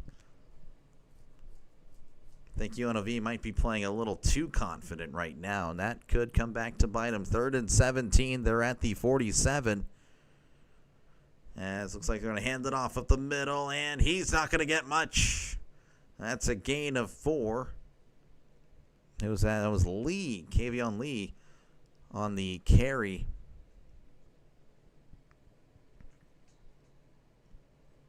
It looks like they're going to have to punt it away. And again, Wyoming, you still got this about 10. We're approaching the 10-minute mark here. They need to get something going. And I don't know what they need to do, whether it's a quarterback change or whatnot, change of philosophy, but they need to do something if they want any chance to get back into this one. Brown punts it away. And that's going to bounce at the 3. Oh, and he knocks it back inside, and it's down at the 7. What an effort there by the Rebel, number 16. I don't know who that is, the name, but he's got a green mouth guard, and very good play. So that's where Wyoming will begin their drive at their own 7. 17-3 UNLV leading Wyoming with 9:49 left to go in the second quarter. Again, appreciate the kind words, Dr. Cron. Appreciate it. Falcon T, Rebels, Ear Rebels. Rebels, Ear Rebels. Or Rebels, Listen Rebels. Great special teams play by number. Yeah, no, it was great. Great stuff. Great stuff. Folks, again, appreciate you guys for hanging on out. Make sure, again, to like and subscribe if you like what you hear, if you like what you see. This one I pretty much do. I cover NFL. I cover MLB. And, of course, I cover college football. And that's pretty much it. Again, believe it or not, it's a growing channel. Just crossed the 1,000 subscriber mark 2 weeks ago, and we're moving on up. So I'm definitely excited. Just 2 months ago, at the end of July, I guess it's October now, but just over 2 months ago, we were at 343. So again, we are a growing channel. Make sure to like and subscribe. Again, when it comes to college football, I'm trying to cover games that might not receive the same amount of love from like other streams or streamers. So that is my strategy to compete against, or compete, for the, with you guys, I don't know, with everyone for college football, I guess. For the NFL, of course, I cover NFL. I love the Steelers. I'll be doing Vikings-Browns tomorrow, though. Steelers are off. And then there's another game I'll be doing later that day. It'll be the Buccaneers and the Seahawks. And, of course, I've been covering a lot of baseball. So if you're a baseball fan, definitely like and subscribe. That's what I do over there as well. Baseball. Covered that one earlier. Cubs and the Brewers. So, yeah, make sure to like and subscribe for more play-by-play with Dr. Delay. Holy cow, he stopped them. Get a score. They need it. What's up from Hayward, California? Well, hello there. How's it going? Train with Jay. How's it going from Texas? Texas, we're just chilling. We're just covering a game from Wyoming. Look at this. That's what's so cool about this. Just people from different parts of the country. We're all just hanging out, listening or watching the game from Wyoming. Whether you're from Vegas, whether you're from California, or from Wyoming, or from Texas. Or, me being born in Pennsylvania and now living in Texas. Go Bills. Yeah, the Bills look good too. Bills look really good. All right, it's going to be 1st and 10 for the Cowboys at the 7, going right to left. Anderson is under center. He's going to hand it off. Up the middle, trying to fight forward, and he is able to get to about the 20-yard line. That was Scott on the carry, Sam Scott. I don't know if they're trying to do a hurry-up offense here. That'd be interesting. That'd be very interesting indeed. Looks like they're kind of slowing it down. Listening and watching the FSU. Oh, let me know. Hey, what's the score there, man? I've been kind of wanting to look at that. 2nd and 7 in the shotgun. Anderson drops back, looking to his left, fires, and almost intercepted. Now there's a flag. Oh, there is, yeah. Okay. I was wondering what was going to happen. There was a lot of contact there. So that should give Wyoming a brand new set of downs. But to be honest, I understand there was contact there, and I understand it's going to be a brand new set of downs for Wyoming. But that throw, that was a pick six, honestly. UCLA upsetting Penn State? Yeah, Penn State, trash. Penn State has been overrated forever. So, yeah, the pass interference on Andrew Paldrell, just kind of turning the hips of the receiver. Of course, he was celebrating. But again, the throw really wasn't all that good either. Could have seen it being a pick. 1st and 10 at the 20. Anderson's going to keep it on the RPO, and he's going to fight forward for about a gain of 3. Another guy just got crunched. He was going to hand the ball off to that was who DeBlanc just got destroyed. Oh my gosh, this is football, folks. 2nd and 7 coming up for the Cowboys as they're at the 23.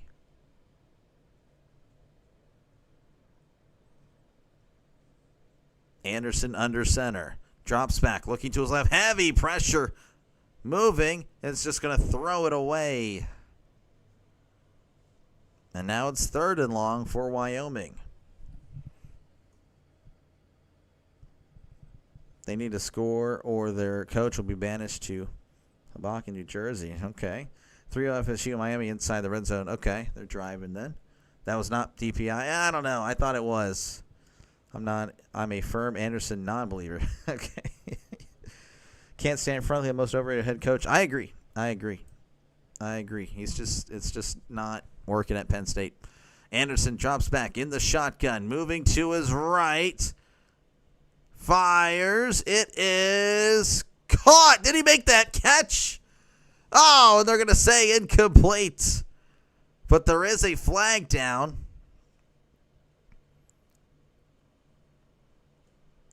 Trying to see what the call is.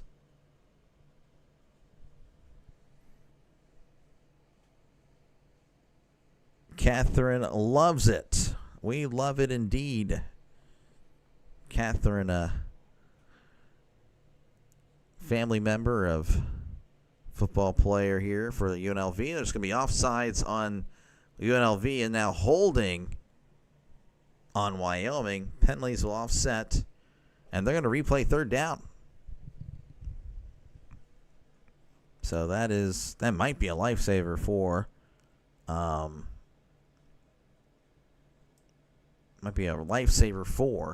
Wyoming. They need to get something going.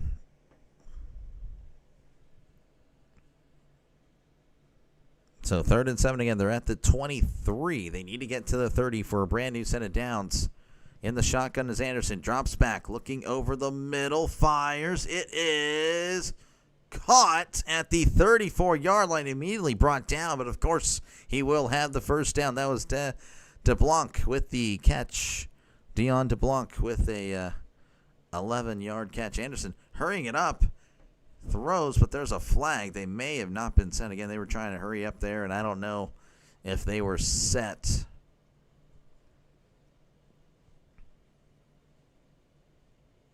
Yeah, that's Anderson didn't make sure the team was set. Looks like there's some rain coming down now in Wyoming. That might impact the style of play that both teams may want to try to do. I'm not too sure. Again, that might force Wyoming to do the run game, you think. You would think.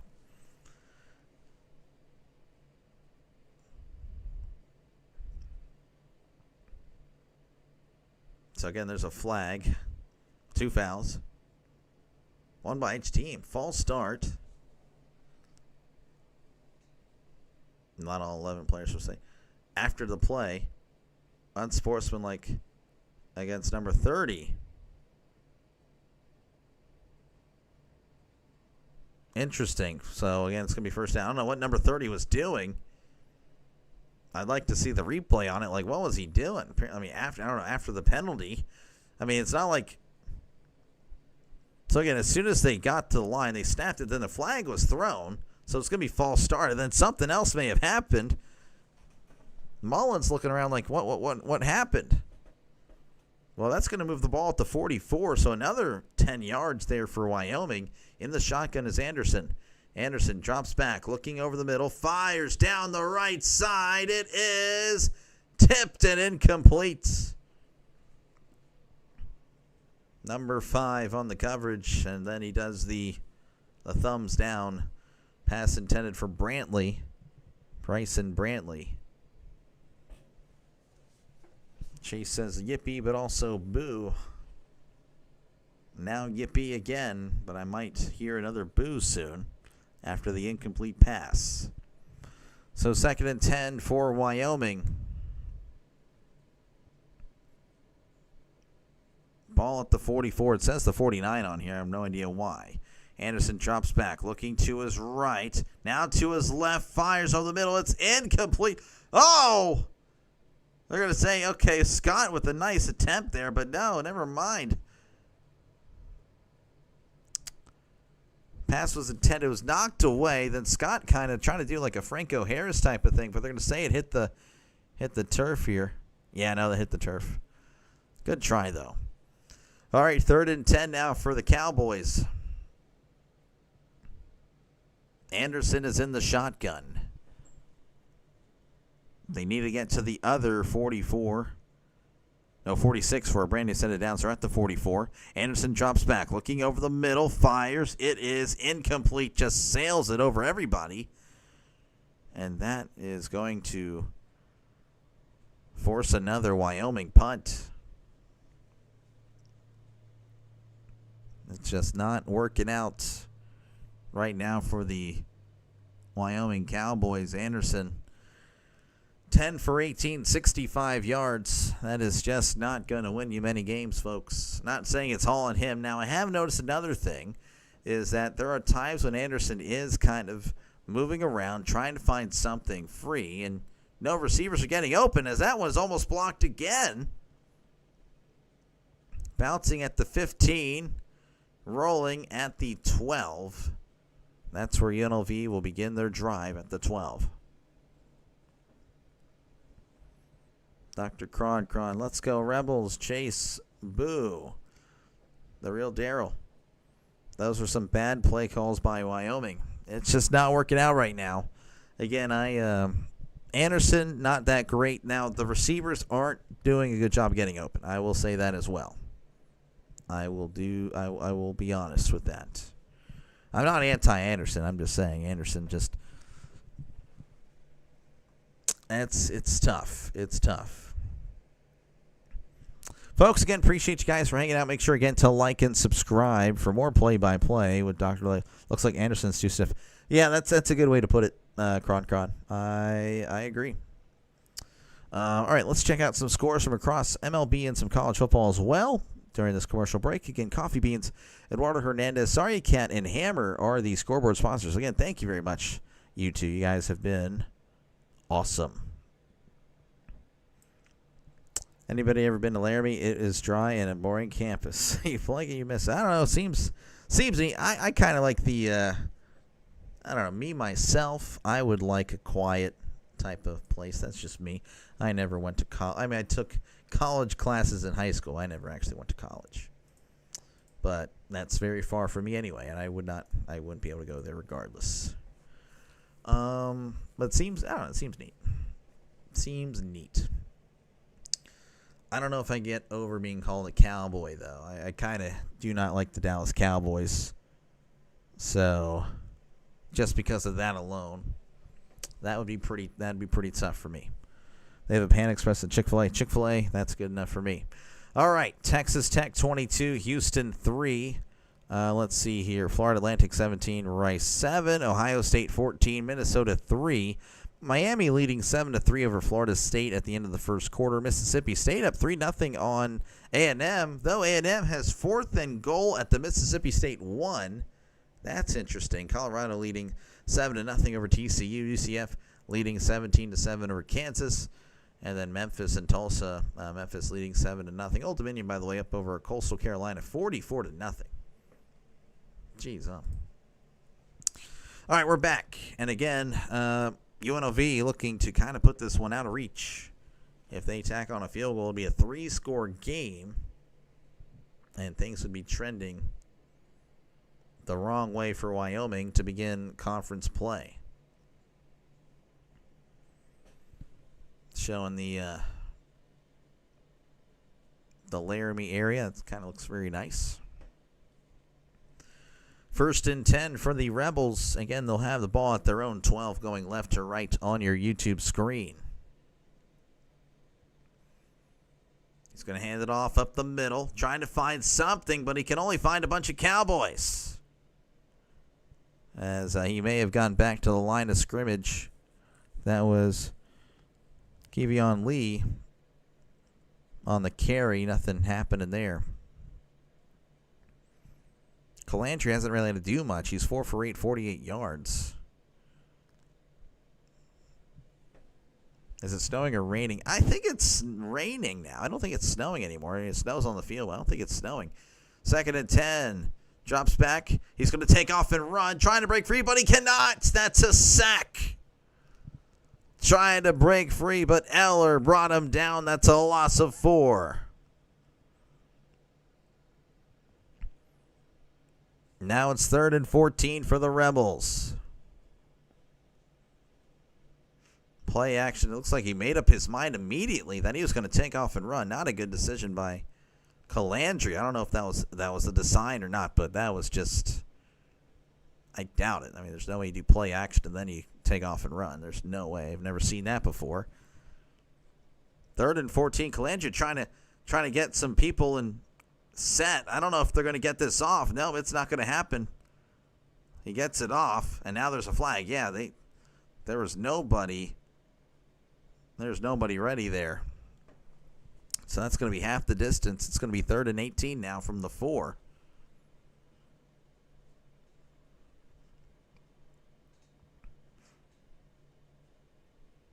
So, yeah, half the distance there. 3rd and 18 coming up for the Rebels. They'll have to get to the 22 for a brand new set of downs. Mullen have a little chat there with Lee, like, hey, what the heck were you doing? Why'd you go to this way? You're supposed to go that way. Of course, I'm just paraphrasing, of course. 3rd and 18. They are in the shotgun. 2 receivers left, 1 receiver to the right. Calandria hands it off. He's at the 5, the 10, 15, and brought down at the 17. I got some good yardage there, but again, looking like you'll be well short of the line to gain. It'll be 4th and 6, and I imagine they're going to punt. Play calling has been iffy. Keep it simple. Run the ball. Yep. Honestly, I feel like that's what both these teams really need to do. But unfortunately, they just want to throw it in the snow and the rain. It's a bold strategy. See if it pays off. As there's the punt. And that's not a good punt. And he shanked that one. I don't know where it went, but it was not a good punt. Oh, wow. That was a 14-yard punt, and Wyoming's going to get the ball at the Rebel 30. there's an opportunity for the Cowboys. Again, if you get a field goal here, then it's I don't know. I feel like that's still a killer. No, I mean, it wasn't a blocker. It wasn't a tip. That's what the commentator is saying. No, it's just a flat out. He felt the pressure, and he got scared. Yeah, he didn't extend his foot. So, again, Wyoming, they're at the Rebel 30.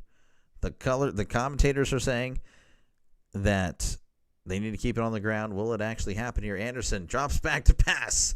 Steps up, fires down the right side. It is tipped and incomplete. Pass intended for Harris, the running back. The defender was Pope. Pope making a play. There you go, Miss Catherine Pope. Not too sure the relation. I don't want to say your son or, the boyfriend or husband or brother or whatnot. But there you go. Made a good play there. 2nd and 10 in the pistol. Now in the shotgun. Anderson hands it off. This is Harris. He's at the 25. Oh, and he fumbles the ball. And the Rebels recover. Oh, Harris took a shot. Now, I guess the argument to see is if he was down. But there is a flag down. Both of these teams look like they've never played in the rain or snow before. Yeah. Yeah. I completely agree. That was a horrible punt. Yeah, it was a pretty bad punt. We're going to have to take another look at this. Again, I don't know if his knee was down or anything.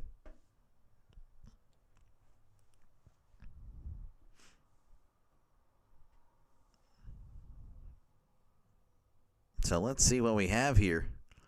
Prior to the fumble, personal foul, targeting, number 8. Oh, whoa. That would be huge. They're going to take a look at this. Oh, man.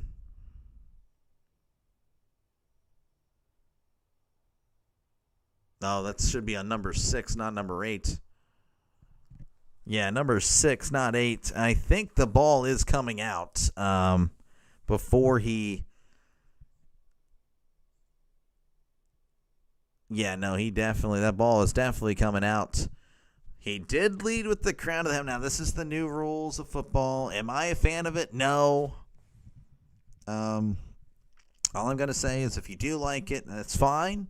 That's not the football I grew up watching. I grew up watching football in the 2000s where people try to take each other's heads off, and it was kind of awesome, folks. I'm not going to lie. That was Steelers football in the 2000s, but not anymore. But yeah, that to me looks like it's targeting because he is clearly leading with the crown. Like pretty much, look at the top of my head right there. That's pretty much what Harris was looking at. I mean, I think that's pretty clear and obvious that it's going to be a targeting penalty. Again, I'm not endorsing the rule. I do not like targeting, folks. I want to make that clear. I do not like it. It's dumb. I don't like helmet to helmet in the NFL. I don't like targeting here. But I'm just saying right here, that's literally what Harris is looking at. Obviously, envision a helmet. The guy that's what he saw. Hit the football with the helmet, but even so, it's the fact that he led with the helmet. But I mean, hey, you could be correct. I mean, they might see that he did not hit the head. I don't know. I'd have to look at it again. I thought he did, but so Daryl's saying he hit the football with the helmet. Dr. Cron is saying it's a legit hit.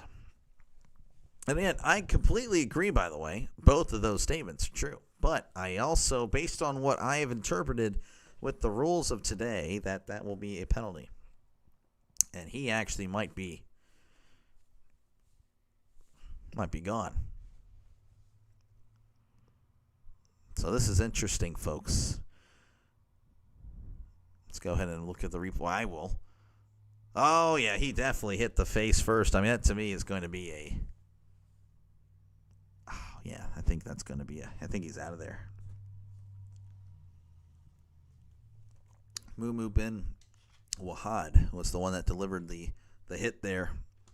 This is a huge call. This is going to change possession one way or the other, however you look at it.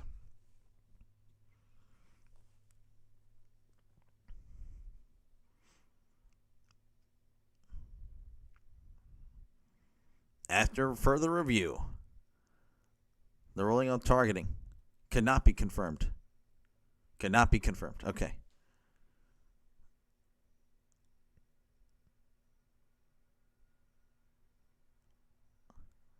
Wow. So no targeting, and UNLV keeps the ball. So they were correct. No targeting.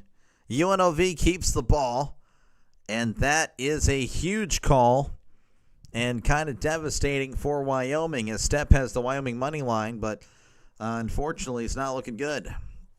So 1st and 10 at the 24 in the pistol. Scalandri as he hands it off up the middle, and he's going to fight forward for a gain of about 3. That was Glover on the carry.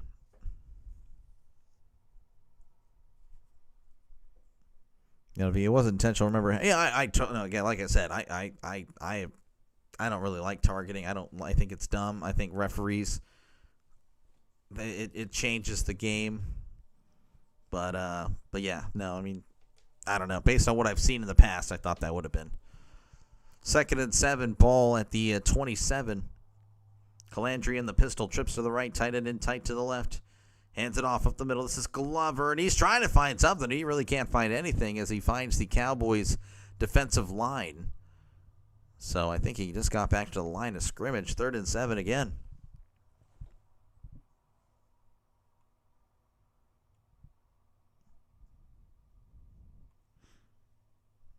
Good call, says Jerry.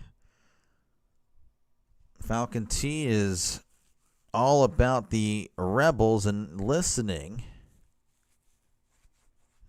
Falcon T is proud of Wyoming.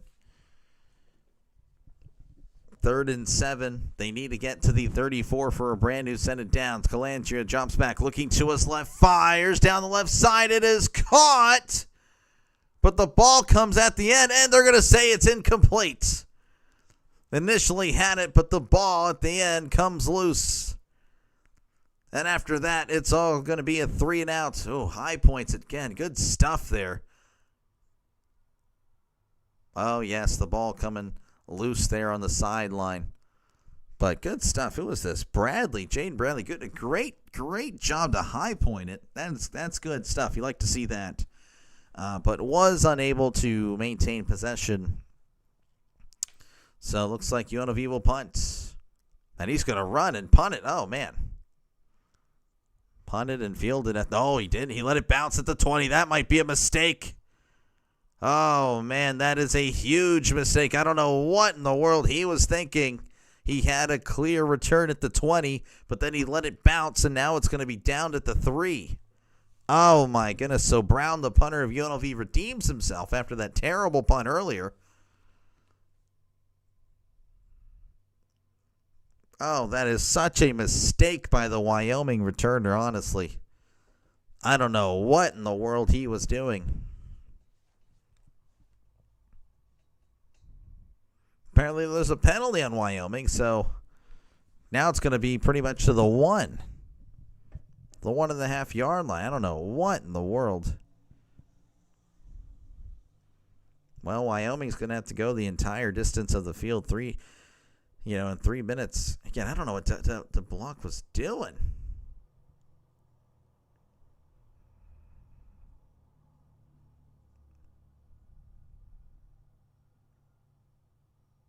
Yeah, I don't know.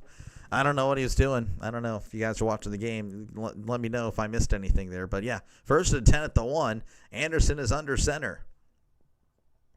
Receiver to left, receiver to the right. Anderson hands it off, and he's got some space. He's at the 5, the 10, and is brought down at the 11. That is Scott on the carry, and I believe that's going to be a brand new set of downs for the Cowboys.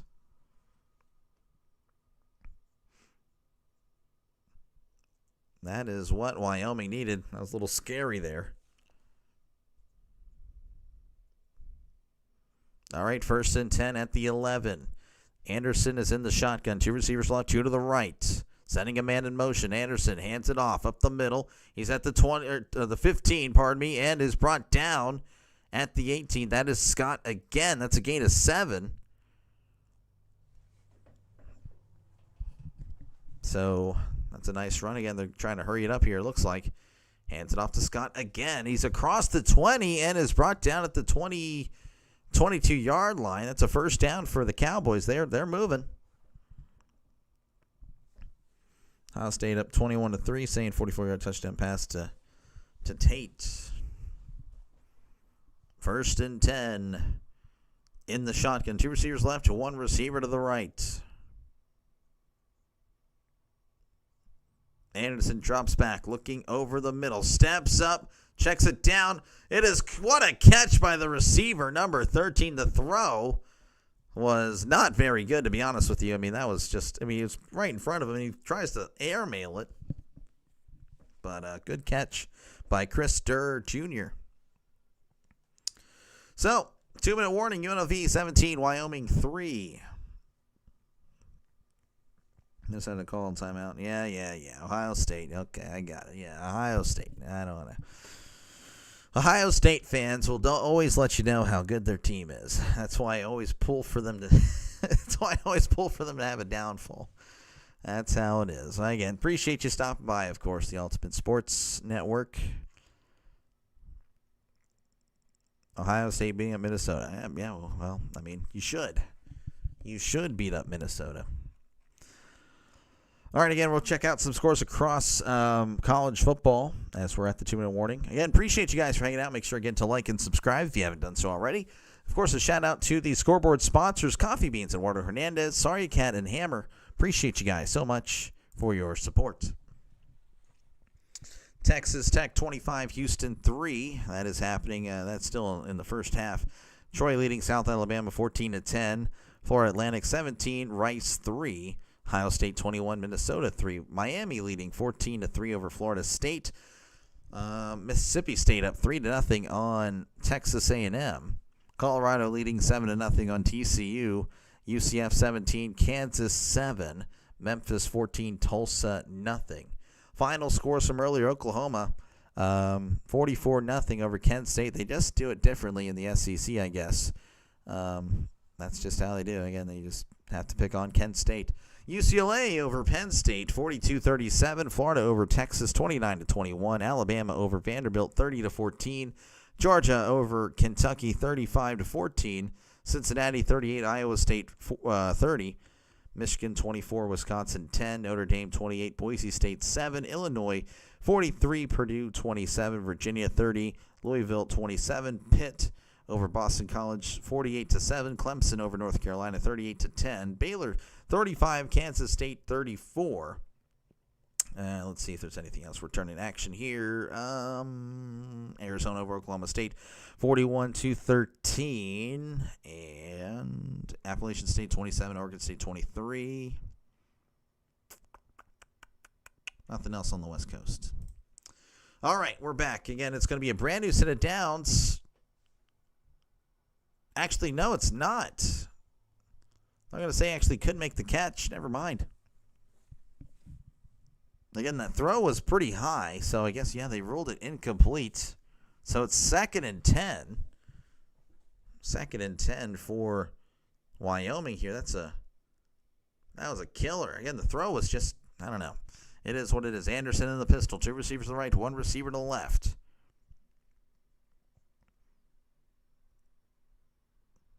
Anderson takes a snap, hands it off.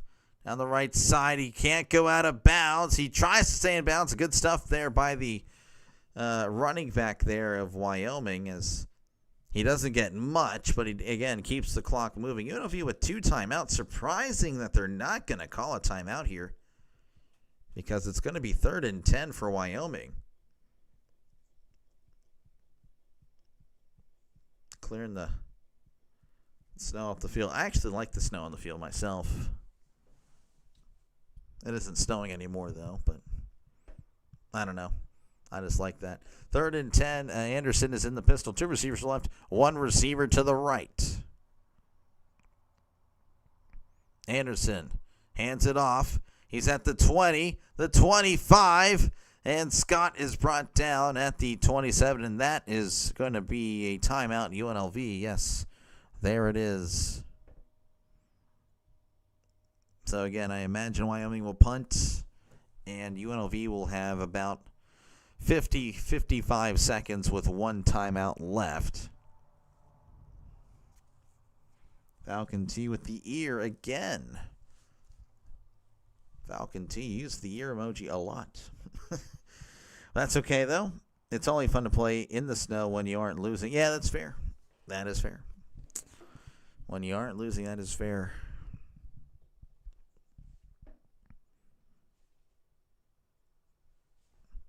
Showing Pope there, the defender. Again, I'm not too sure the relation between Catherine and Jake Pope, but hey, there's that's pretty cool regardless.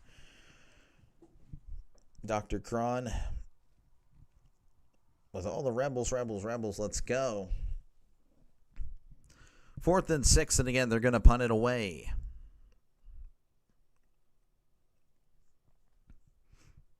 There's the snap. And, it's blocked again! And that's going to be another scoop and score for the Rebels. That is 2 touchdowns UNLV has scored. Thanks to the special teams. What in the world is Wyoming doing?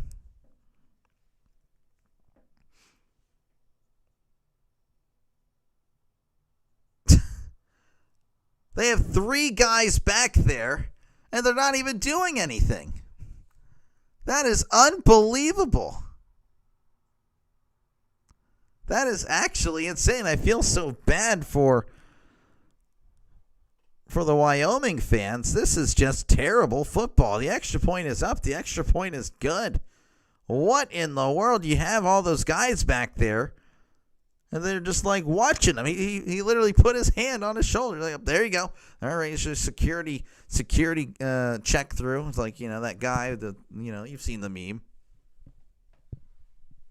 That's literally what it was. That's horrible. If you're standing on the sideline, don't play it even more. Oh, yeah, for sure, I imagine.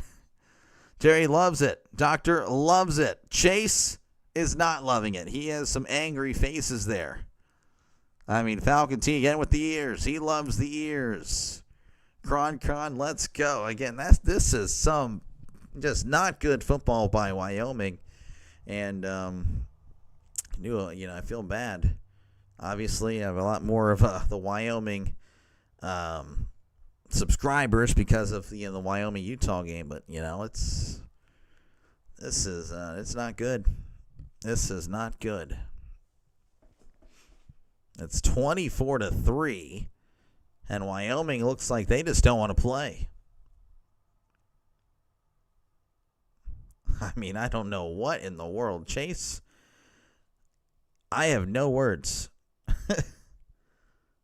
I have no words. I mean, literally, the 3 guys back there to help the punter, he literally just puts his hand on the guy. Like, there you go. Let me go ahead and give you a speed boost here so you can block the punt and then recover it. This Wyoming team is the least disciplined and most uncultured Wyoming team I've seen sent out onto the field in a long, long time. I mean, I kind of see it. It's bad. It is not looking good for Wyoming. What an absolute trash team is Wyoming. Wyoming is not good. They are just not good this year. And here is the kickoff. That's going to bounce into the end zone for a touchback.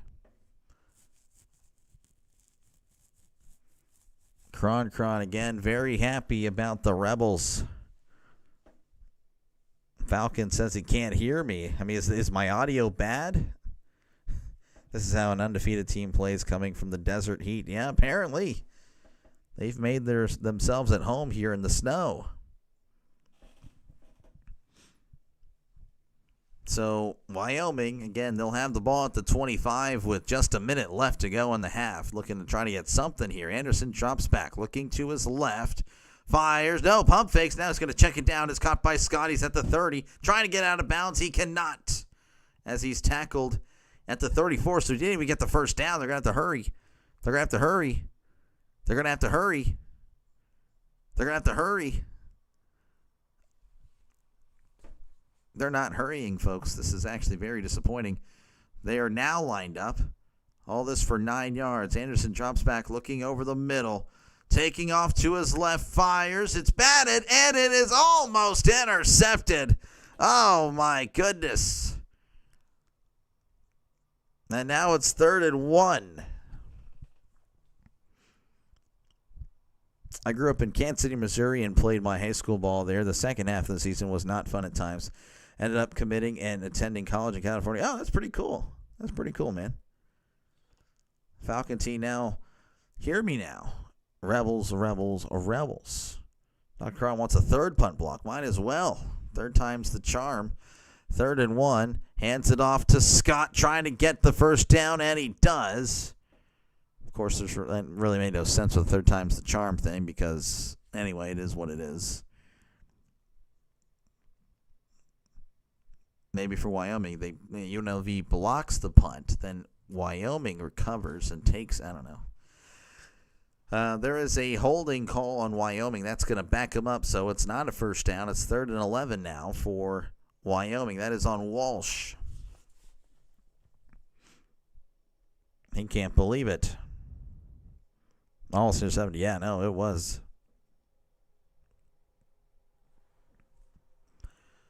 All right, 3rd and 11. Anderson is in the shotgun. Clock's running, so they don't even have to run a play. It's in the pistol. And it looks like they're being told not to even run a play. Wow. Oh, man, folks. That is the end of the first half. UNLV all over Wyoming, 24-3. It does not look good in Laramie. Ironically, if you look at the stats, folks, you would think Wyoming and UNLV would be a pretty close game. That's not the case. Of course, now, 2 of the touchdowns have come from blocked field goals. To be honest with you, yeah, the UNLV offense hasn't been that great. But Wyoming is the one that keeps on being pinned in their own territory. And, yeah, it's just not good.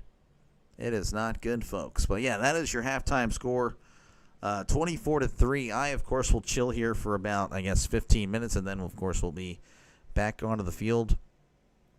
So I don't know what you guys intend on doing. Feel free to step away. Feel free to do whatever you got to do. Get you something to eat. Get you something to drink. Don't forget to like and subscribe, though, before you go, folks. Again, this is what I do. I call games. But, yeah, for half, I'm just going to be chilling here. And feel free to chat down below. I don't know, whatever you guys want to talk about. I will be here. Go over some of the stats of the game, and then we'll check on some other scores in college football. And then some baseball scores as well.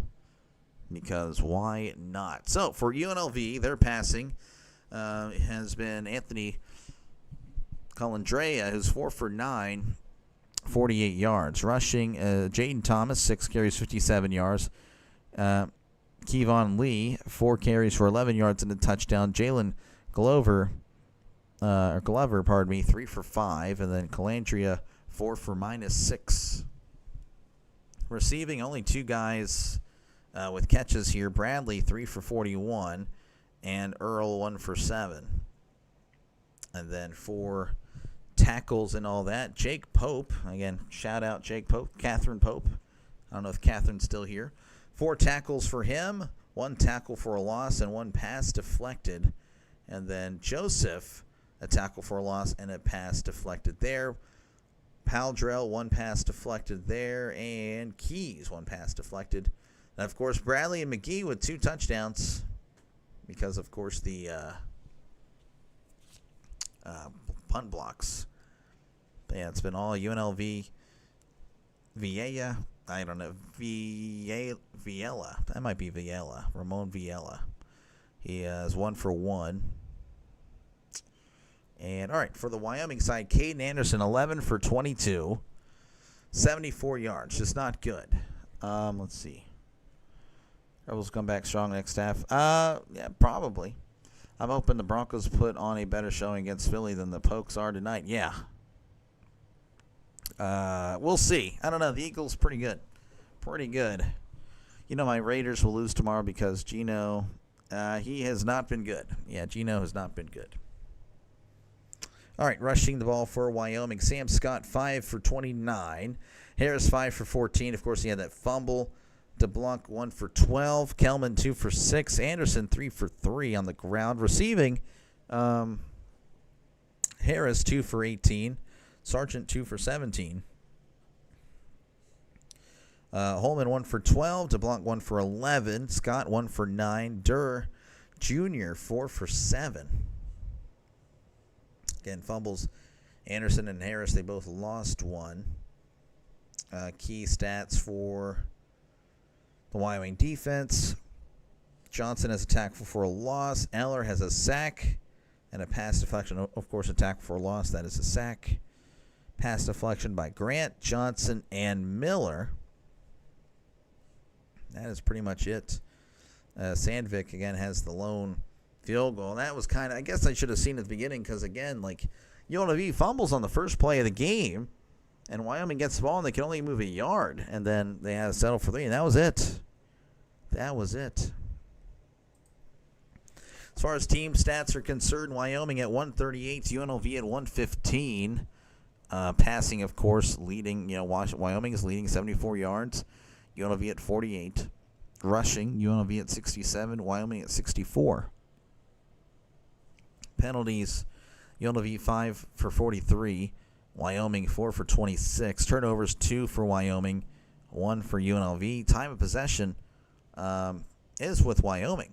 16 minutes, but only 3 points. UNLV 13 minutes and 13 minutes 45 seconds and 24 points. But of course, again, 2 of those penalties or 2 of those touchdowns are because of blocked field goals. So there is. I mean, again, I don't know. It's just, it is what it is, I guess. Let's go ahead and reload this. I imagine. Oh wow, the Dodgers have taken the lead over the Phillies in the top of the 8th. Dodgers leading 5-3. Of course, this scoreboard update brought to you by Coffee Beans and Eduardo Hernandez. Sorry, Cat and Hammer. Again, thank you for your support. Would have loved to have Rodgers on the Raiders, but I'm happy he went to Pittsburgh. Oh, I'm happy he went to Pittsburgh, too. I'm very happy he went to Pittsburgh, for sure. Tigers, Mariners at 0-0. Let me go ahead and check some of the stats here in Dodgers, Phillies. Let's see. Ohtani's 0 for 4 with 4 strikeouts. Geez, it looks like for the Dodgers, it's Teoscar Hernandez with the home run and 3 RBIs. Then Kike Hernandez with 2 RBIs for him. For the Phillies, it looks like it is Real Muto with 2 RBIs and Bader with 1. Interesting. All right, let's see here. I think that Lamar Jackson would have made the Raiders a Super Bowl team for sure with his skills for sure. We could use a stronger offensive line. I don't know if Lamar, I don't know. The thing is with Lamar is that it seems like in every single big game, it always seems like he's on the losing end. So I don't know. I don't know if the Raiders actually would. I mean, they would be better, but I don't know if I don't know if they make the Super Bowl. That's the thing. Again, I don't know. I don't think until he wins, until he beats Mahomes in the playoffs, until he beats Allen in the playoffs, I can't say he'll go to the Super Bowl. I got to see it. I'm not saying Allen's going to go to the Super Bowl either. But Allen seems to be beating Jackson in the playoffs, and then of course Mahomes is the guy. Old Dominion up 44-7 over Coastal Carolina. Texas Tech leading 25-11 over Houston. UNLV, of course, this game recovering here, 24-3 over Wyoming. South Alabama 17, Troy 14, Florida Atlantic 17, Rice 7. Ohio State 21, Minnesota 3. Miami, 14, Florida State 3. Florida State does have the ball. Texas A&M now up 7-3 over Mississippi State. Colorado 14, TCU 7. UCF 20, Kansas 14, and Memphis leading 14-7 over Tulsa. Only 2 more games have to be played tonight. That'll be Duke in California and Nevada and Fresno State. So the UNLV fans, if you can, why UNLV and not Nevada? Just out of curiosity. I'm just curious. All right, Oklahoma 44, Kent State 0, UCLA 42, Penn State 37, Florida 29, Texas 21, Alabama 30, Vanderbilt 14, Georgia 35, Kentucky 14, Cincinnati 38, Iowa State 30, Michigan 24, Wisconsin 10, Notre Dame 28, Boise State 7. Illinois over Purdue 43-27, Virginia 30, Louisville 27, Pittsburgh 48, Boston College 7, Clemson 38, North Carolina 10, Baylor 35, Kansas State 34, Navy 34, Air Force 31, Army 31, UAB 13, Ball State 20, Ohio 14, Wake Forest 30, Virginia Tech 23, Temple 27, UTSA 21, NC State 56, Campbell 10, Western Michigan 21, Massachusetts 3, Arizona 41, Oklahoma State 13, Washington 24, Maryland 20, Northwestern 42, UL Monroe 7, Appalachian State 27, Oregon State 23. They're 0-6 now. Oh my goodness, Oregon State, what happened? Well, I guess the Big Ten happened really. SMU 31, Syracuse 18. UConn 51, Florida National 10, James Madison 14, Georgia State 7, Akron 28, Central Michigan 22, Buffalo 31, Eastern Michigan 30, Miami of Ohio 25, Northern Illinois 14, Nebraska 38, Michigan State 27, and Arkansas State 31, Texas State 30. That is your college football update. The Raiders, yeah, like I said, the Raiders, I just can't. I can't with the Raiders. The Raiders, to me, even with Lamar, even with Lamar, I mean, maybe 9-8, 10-7, but again, I can't put them winning a playoff game. I just can't. I can't do that. Listening to delay while reading is so soothing. Oh, yeah, appreciate it, man. I don't know about all that, but I appreciate. Yeah, man. If you guys are sports fans, make sure to like and subscribe. We're all sports fans, I imagine. This is what I do. I call games. Tonight's not my best game. I do appreciate the kind words I've received. I know I've messed up so many times, so I do apologize for that. It does get better, folks. I will have some great games, and I'll have some bad ones. It's hit and miss. It is hit and miss, but I do appreciate you guys letting me call it. Raiders are horrible on third downs. Jackson would at least run and make the first down. That would make the Raiders more consistent rather than Geno Smith with his desperate pass. Yeah, no, he does turn the ball over. The Raiders, I think, have more than a lot of problems. Guys, your cousin is Isaac Somalu, really? Yeah, I believe he's our guard. Correct. Yeah. To be honest, it's been a while. I haven't really gotten mad at him, I don't think. I've been getting mad at the other guys. Yeah, no, he's still in the Steelers. That's cool. That's cool, Jay. That's awesome. That is cool. Yeah, no, he's been pretty good. He's one of the few bright spots on that line. They're getting a little bit better. He's kind of like the old guy on the line, really. I mean, he's not old, but he's 31. But, geez, I'm getting old. Holy. But yeah,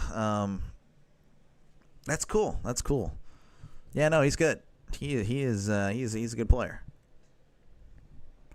Raiders need to boot Stinky Geno. Well, yeah, I don't know. Really, there's really not many other choices. That's the problem. I don't know. I mean, maybe you can trade for Russ. I mean, I don't know. I'm just trying to think of another guy the Raiders can get. I mean, obviously you guys have Kenny Pickett. I'm not about to say Kenny Pickett's great. I do feel like he's been given the short stick because, I mean, he had Matt Canada, He was terrible. Matt Canada was not a NFL offensive coordinator. And he's been moving from team to team now, and I don't know. Not going to defend the guy, but I'm just saying I feel like he didn't get a fair shot.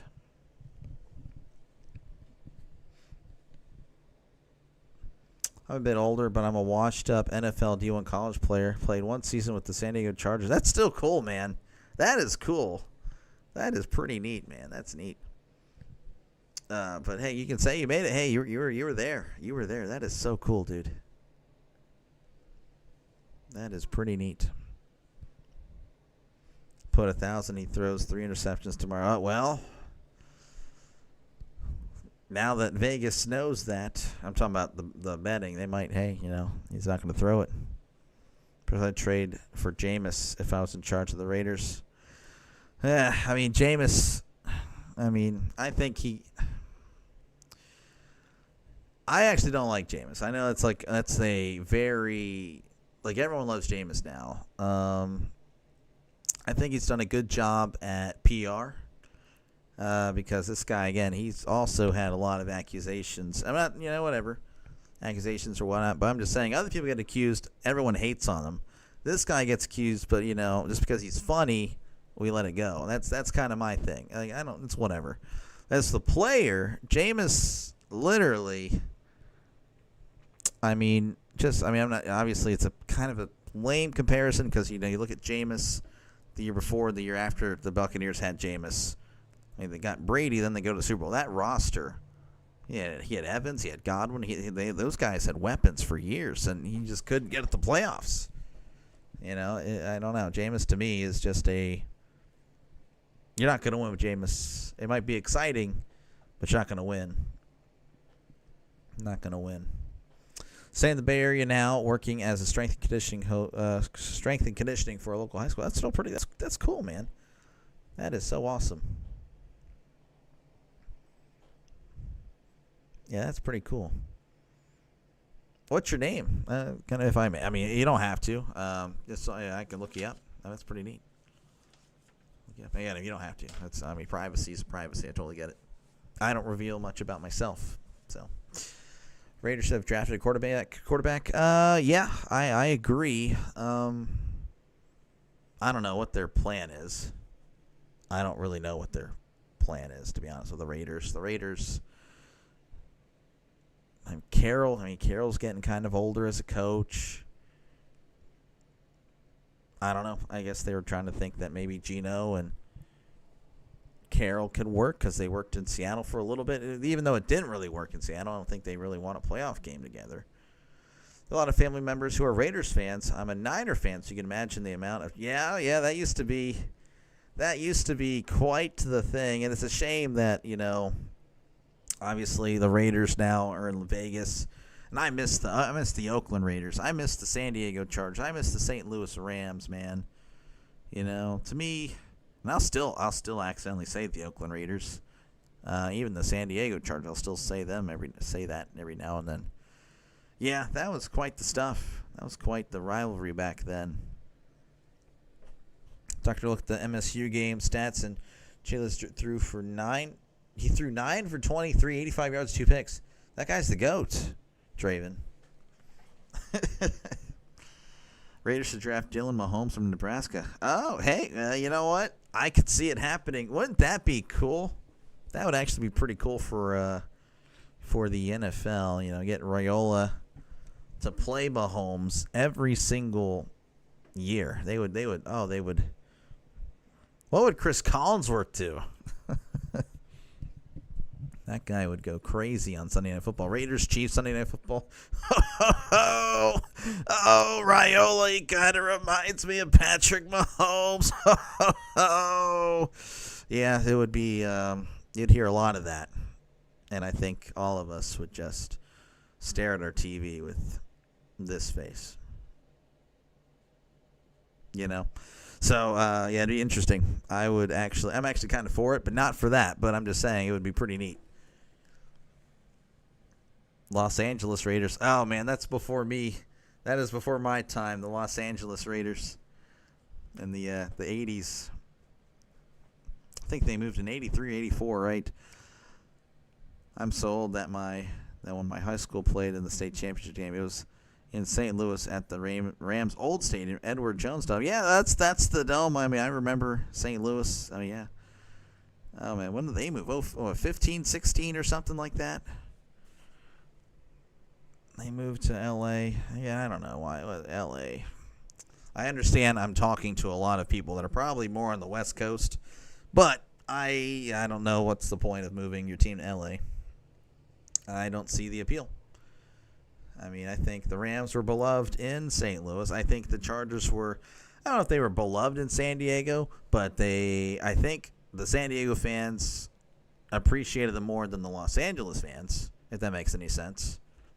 So, and then the Raiders, it seems like, and I could be wrong since, we have some people that live in Vegas here that may go to the games. It seems like that the Raiders' home games are pretty much away games for the Raiders. That they're always outsold by the opposing teams. I could be wrong. Where in Oakland, that was not the case. That was not the case at all. Oakland fans were diehard for Oakland, for the Raiders. Delay, I'm turning 24 tomorrow. What's your advice for an up-and-coming unk? I have no advice. Just don't be dumb. Does that make any sense? Is that the best advice I can give? No. But I am not one to really, I don't really have much to say. That's weird, actually. When I was younger, my fellow people my age, I guess, even a little bit older, would come to me for all the advice. Like, hey, dude, what would you do? And I would just dish it all. But now it's been years since that has happened. Now I got nothing. I don't know. Try to be good. Try to do good to the world, and maybe the world will do good to you. Maybe. I can't promise that, but just always try to improve every day, If that makes any sense. Just try to be better than you were yesterday. I know I don't follow that advice a lot. I mean, shoot, but I should. Be the change that you want to see in the world. There we go. I think that's a good one. That's a good one. I saw Bo Jackson many times in his last game. When he tore his hip, I was crushed, and I knew it was over for him. Bo Jackson is the best running back of all time, the GOAT of NFL running backs. I mean, I never saw him play. I know he was pretty good. I saw some highlights. But I know a lot of people definitely talk highly of him. But for me, I guess it would be Barry Sanders, but I didn't even get to see him play. I just saw that, saw highlights and saw other games. Best running back I have seen would be LaDainian Tomlinson. My advice for you is to go to trade school and then a career so you can establish yourself for the rest of your life. Work hard, but don't work yourself to death. Time is of the essence. Yes, that's pretty good. That's much better, actually. Go with Train with Jay. Go to a trade school and it'll definitely earn an honest living, and you'll never be out of work for sure. But don't work yourself to death for sure, because time is is one of our greatest enemies, I should say. All right, looks like all that talking has brought us to the second half, folks, where again UNLV leads 24-3. Again, thank you guys for keeping me company. That's a good halftime right there. Most of the time, it's just me talking to myself.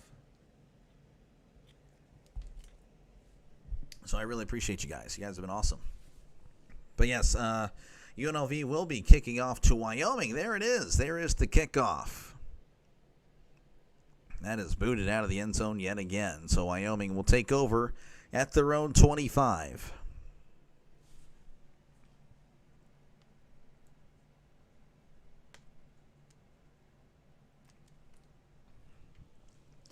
All right, and they're going to go with Caden Anderson. He's back.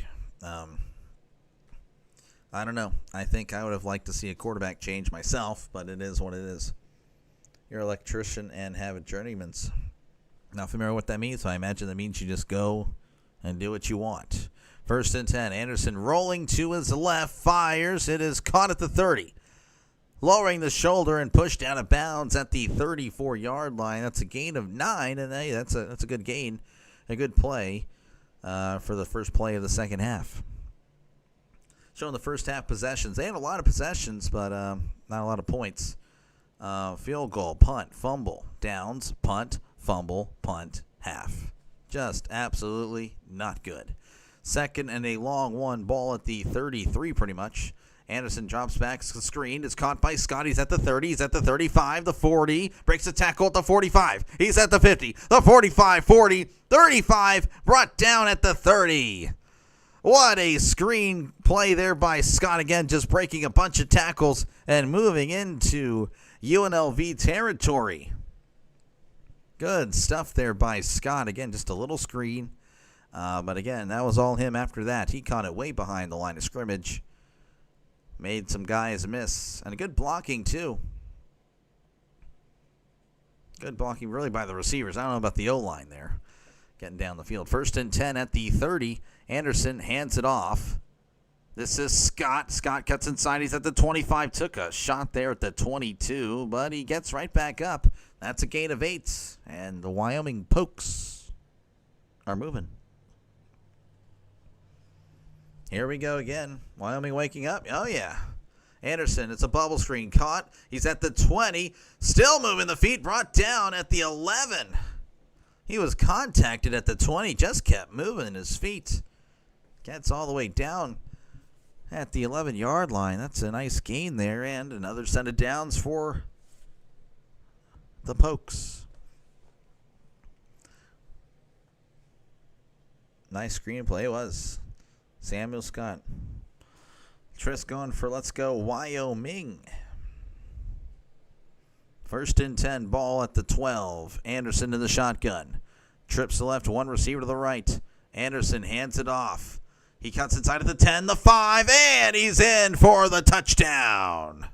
Touchdown, Wyoming Cowboys. And it's now a 2-score game. Dion DeBlanc on the end around, just takes it in. It's comeback season, Laramie. I don't know about that one, Chase. UNLV has been putting belt to rear end. Well, now it's just a 2-score game, though, Droid.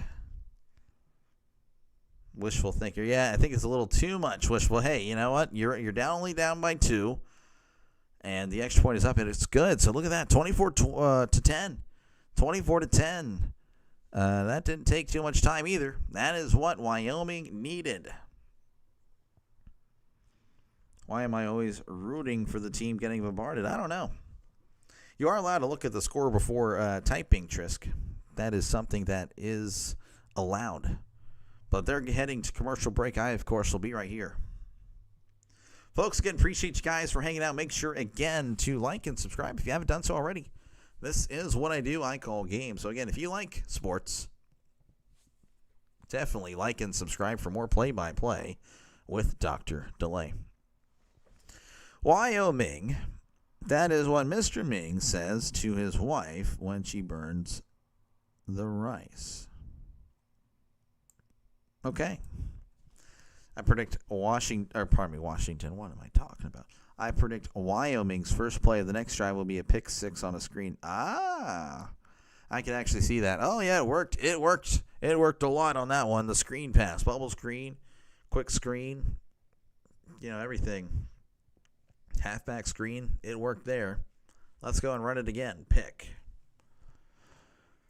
That's okay. My Rebels will come back. Oh, yeah, I'm sure. I mean, again, they looked all right. They looked pretty good in the first half. Now, a little bit of a concern here if you're UNLV. If Wyoming does figure it out on the offensive side of things, UNLV only put up 10 offensive points.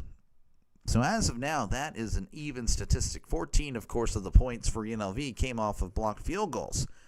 Blocked punts. So that isn't exactly something that will happen all the time. Now, it happened twice in this game, which is insane. That is incredibly rare, but I don't know if I'd bank on it for a third time. I think OSU repeats as champs. Oregon could give them a run for their money, but OSU plays with such disciplined football in all three phases. I don't see any team from the SEC beat. Jay, you were pretty much reading my mind. I disagree on OSU. I think it's Oregon. But I think those two teams, Oregon and OSU, are pretty much the top two. I completely, right there, I'm in lockstep with you, 100%. I think those two are the clear-cut best teams in the country. There's no one else that is like, everyone else is beatable. Those two, you got to play your best game in order to beat them.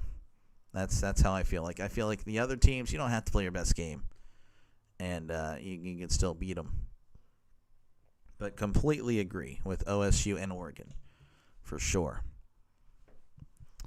All right, again, Wyoming just went down and scored in the matter of no time, 75 yards on that drive. They only had 138 in the first half, so that is huge. Looks like the Wyoming fans are pretty hyped for, well, as Wyoming fans go, especially in the freezing cold.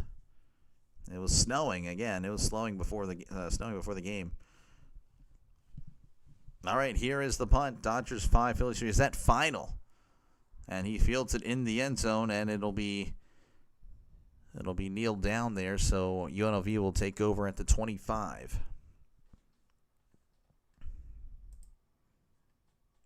Okay, top of the ninth. Man, can't believe that. All right, here is Calandria. Again, he most notably was chatting it up with the Wyoming cheerleaders. Other than that, though, hasn't really done much on the field. It's 4 for 9 tonight with 48 yards. So 1st and 10 for Calandria and the Rebels. Sending a man in motion. Calandria, play action, moving to his right. Heavy pressure. Oh, and he escapes. Fires down the middle of the field. It is incomplete. The pass was underthrown. Looking for Bradley. Pass broken up. Oh, pardon me. That was Irvin Jr., not Bradley.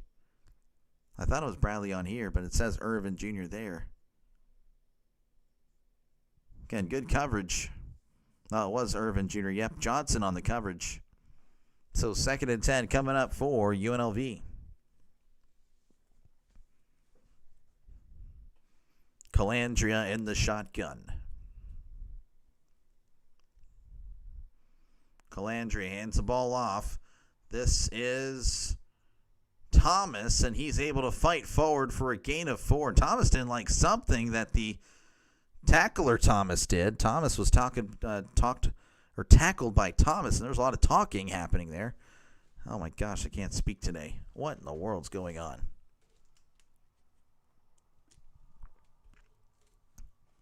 Thomas again just... Oh, I see why. Thomas, the Wyoming player, kept his foot after he is tackled, just holding on to it. 3rd and 6. They need to get to the 35. Calandria jumps back, looking over the middle, fires. It is caught at the 36 and brought down at the 39. That is good enough for a Rebel first down. Texas Tech is my sleeper pick in the college football playoffs. They spent a big bag on the NIL portal. It's showing they're only getting better. That's the real Raiders. I don't know about all that. I don't know about the real Raiders. Don't know about all that. But I do agree with the first part for the most part.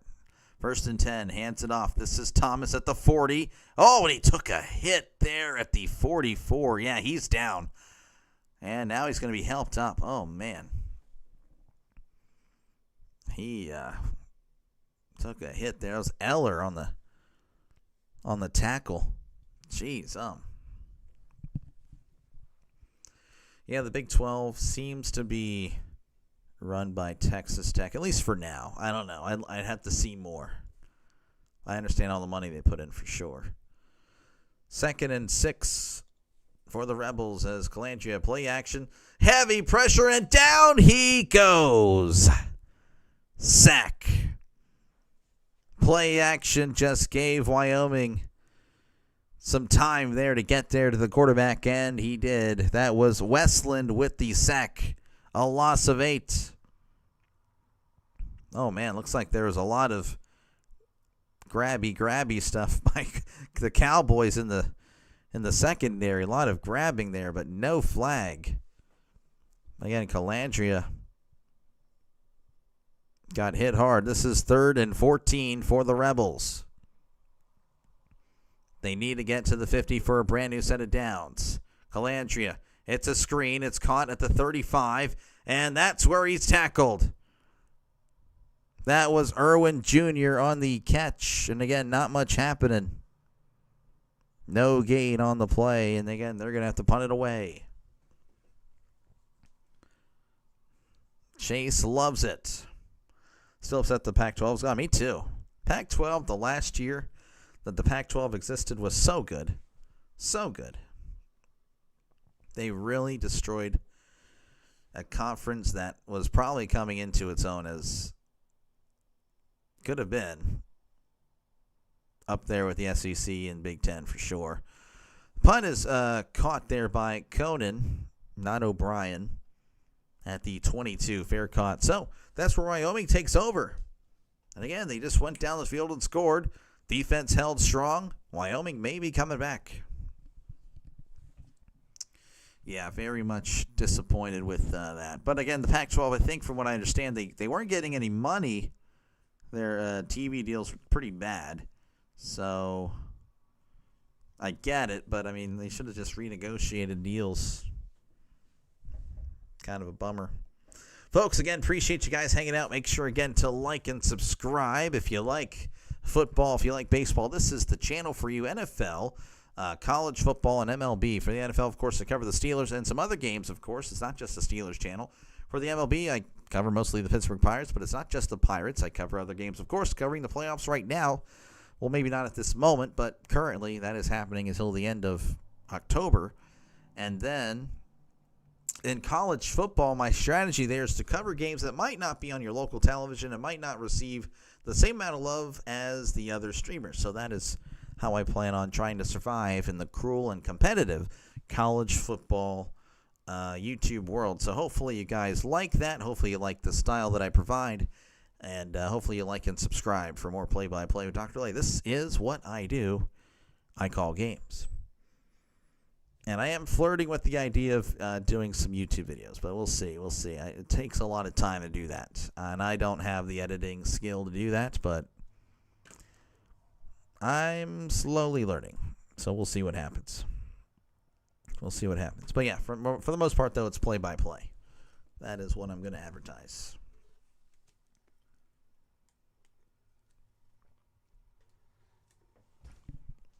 But that's pretty much it. I thought the commercial would be back by now. So, okay. Looking at the Phillies-Dodgers score. Dodgers still at the plate. It's trending to be a Dodgers victory. Jeez, Tigers-Mariners 0-0 in that one. Blue Jays blowing out the Yankees. Blowout so far today, but it looks like Dodgers, Phillies, and Tigers-Mariners going to be a little bit closer. All right, we are back again. Wyoming having the ball at their own 21. They just ran right down the field and scored. That is pretty much what happened the first drive of the second half, looking to find that same success. Now Chase had a bold prediction. Hey, first play is going to be a screen, and the UNLV will be all over it. That would be kind of unfortunate for the Cowboys. 1st and 10. Ball at the 21. Anderson is in the pistol. 2 receivers to the right to 1 receiver to the left. Anderson, high snap, handle well, hands it off to Scott. He's at the 25 and is brought down at the 29. You're seeing a little bit more of the run game here in the second half for the Cowboys. And, well, it's working. And that's what a lot of people in the comment section, you guys were saying. It's what I was kind of thinking, like, why not run it? It's kind of working a little bit, but now it's working a lot. 2nd and 2 for the Cowboys as we're ticking under 9 minutes here in the third quarter. Anderson in the shotgun. 2 receivers left, 2 to the right. Anderson drops back, looking to his left. Fires. It is caught at the 45 and brought down at the 41. Wow, that is Sargent on the catch. 29 yards, and the Cowboys have found life here in the second half. Wow.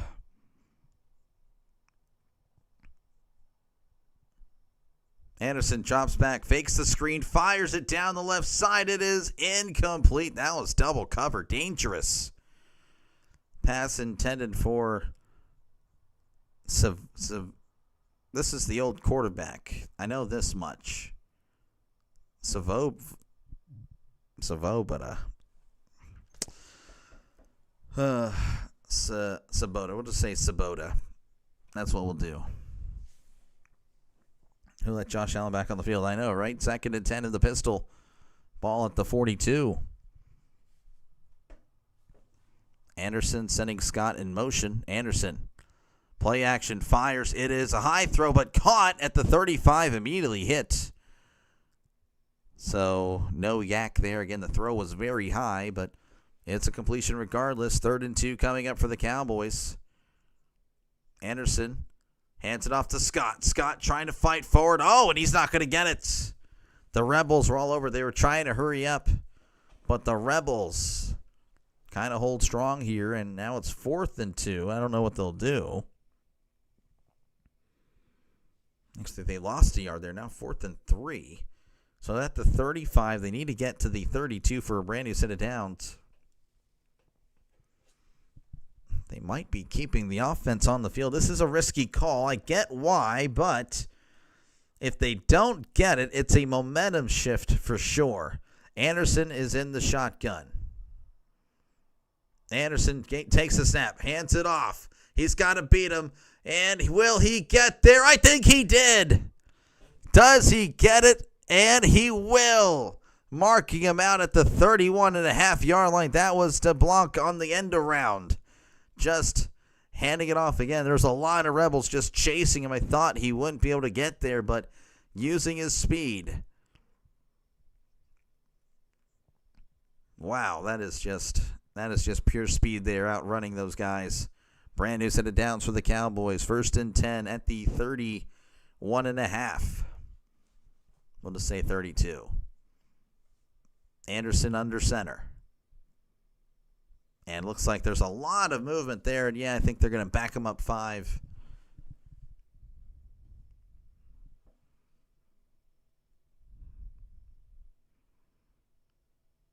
False start. Number 87. That's Schoenfield.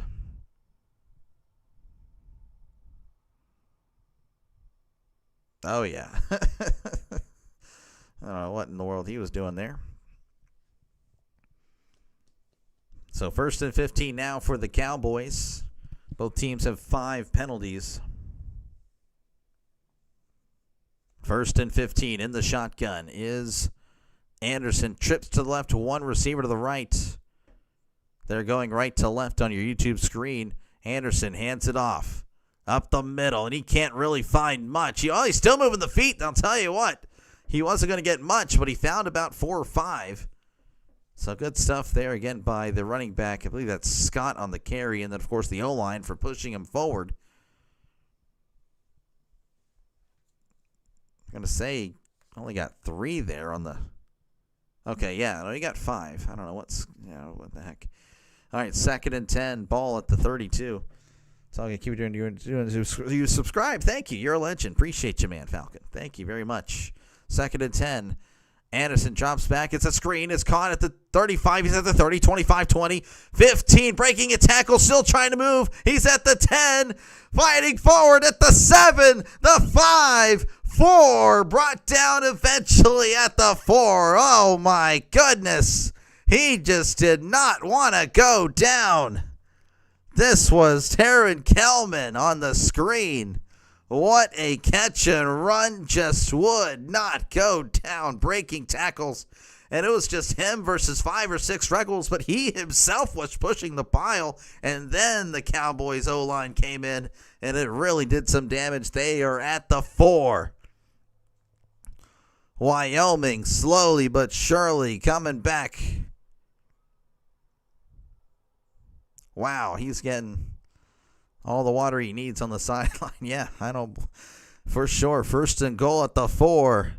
Trips to left, and looks like he hands it off. This is, I don't know what in the world is happening there, but Looks like Scott didn't really get much there. I think that was Sabota in at quarterback. The Wyoming grit is showing. Yeah, they are. Missed the Big East. I missed the Big East. Oh, yeah, that was epic. Josh Allen's doing commercials for this guy.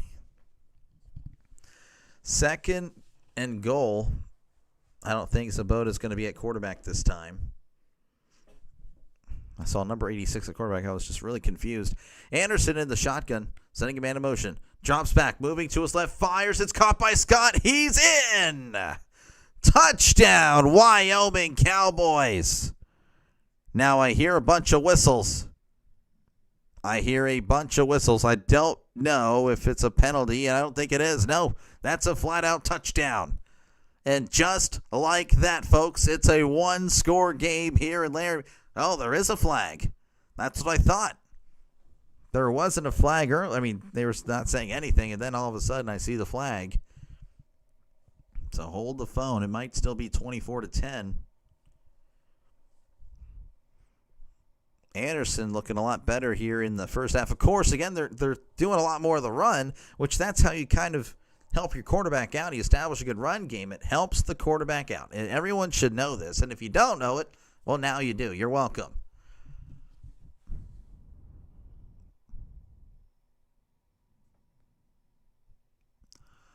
Whoa. After discussion, it's pass interference on the offense. That's going to back them up. Oh, and their coach is not happy. Yeah, I see it. It's clear and obvious. Sabota immediately started blocking. Like, immediately. I don't know what in the world. Well, that's a bummer. That is a bummer for Wyoming, and Wyoming fans are booing and thumbs downing everything. The coach can't believe it. Chase doesn't like it. Doctor doesn't like it. Cron, by the way, not me. Wyoming fans repeating words I can't say on this 2nd and goal. Anderson, play action, fires. It is intercepted at the 2, the 5, the 10, the 15, 20, 25, 30. There's a flag, 35, spinning forward and brought down at the 37. There is a flag down on the field. That was Keys on the interception. That just had no chance. And the Wyoming fans are very mad.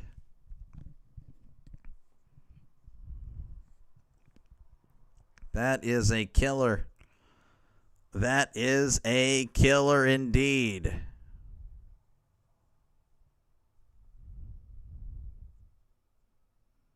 And now the Wyoming coach is ticked. That personal foul.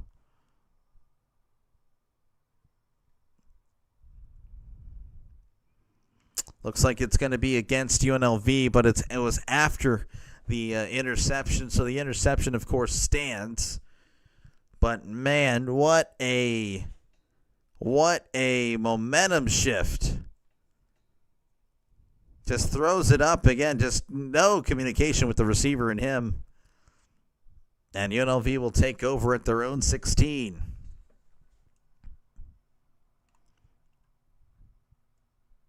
Miami is whooping FSU 21-3. Jeez, wow. Darn indeed. Let's go, Rebels. Rebels love the call. I bet you do love the call. Doug Stadium, yep, Florida State not sounding like they're loud at all. No war chants happening anytime soon. Dr. Cron again, another let's go, Rebels. Chase, not happy. Not happy at all. Folks, again, I appreciate you guys, whether you're happy or sad. Hopefully, you like what you hear, folks. Hopefully, you like and subscribe for more play-by-play with Dr. Lay. This is what I do. I call games. So, again, if you like what you're listening to, make sure to like and subscribe for more play-by-play with Dr. DeLay. Again, I do the NFL, I do MLB, and, of course, I do college football. My strategy for college football is to really try to cover the games that might not be on your local television. So, again, I'll be prioritizing teams that might not receive the same amount of love. You know, it won't be on CBS much or Fox or ABC, NBC, you know, that type of stuff. So, but, yeah, again, if you like what you hear, definitely like and subscribe. It's a growing channel. I'm not kidding. Just at the end of July, we were at 340. Now we're over 1,200. So, I mean, we are just a growing channel. So make sure to like and subscribe for more play-by-play with Dr. DeLay. And, yeah, again, if you like sports, this is the channel for you. The Wyoming Masterclass may be over again. That was the play that cost Wyoming the game for sure. That was a tough one. You know, in the end, for Wyoming, the thing you can take, victory in is the fact that, again, both teams have scored the same amount of offensive points. Again, 14 of UNLV's points have come because of blocked punts. So there is that. But the defense is going to have to once again,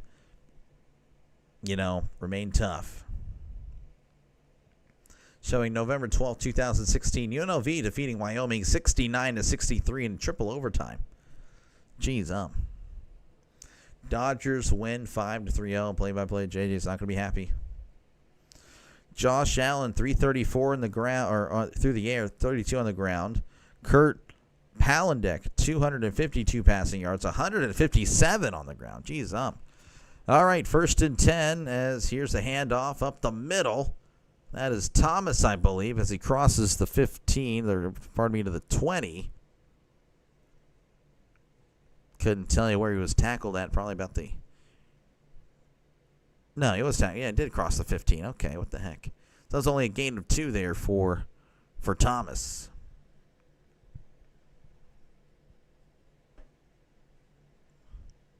So 2nd and 8 ball.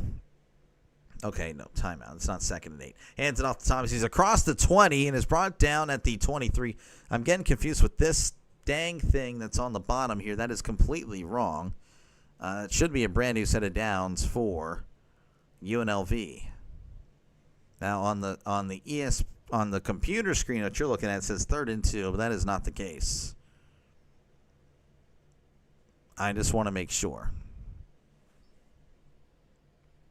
Just want to make sure. Yeah, it's 1st and 10 at the 23. Colandrea, play action, looking over the middle, fires. It is incomplete. That was a dangerous throw. There were 2 Cowboys right there. So 2nd and 10 coming up for the Rebels. 2:34 left to go here in the 3rd quarter. Again, UNLV up 24-10.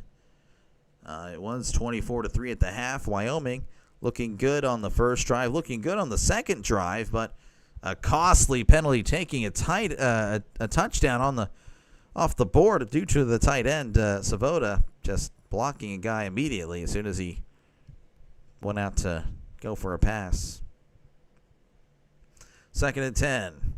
Play action, moving to his right, fires. It is almost one-handed. Almost a great catch, but in fact it's a great incomplete pass. So now it's 3rd and 10 for the Rebels.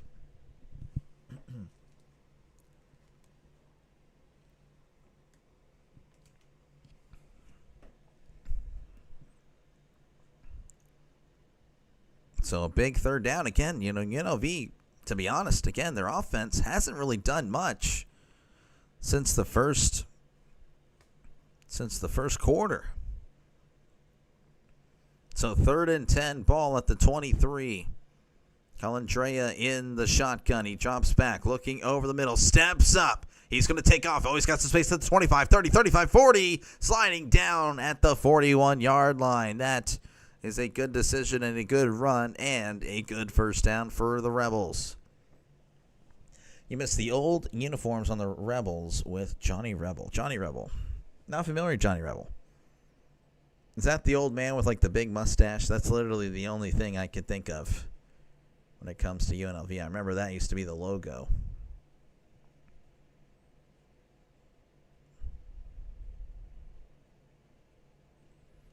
Actually going to mark him down at the 39. In the shotgun is Colandrea. Play action, moving to his left.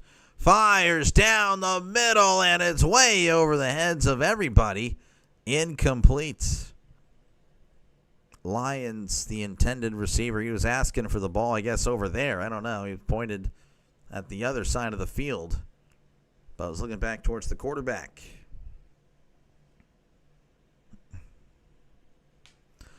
Second and 10 coming up for the Rebels. So far, Colin Dre tonight, 6 for 15 and 58 yards.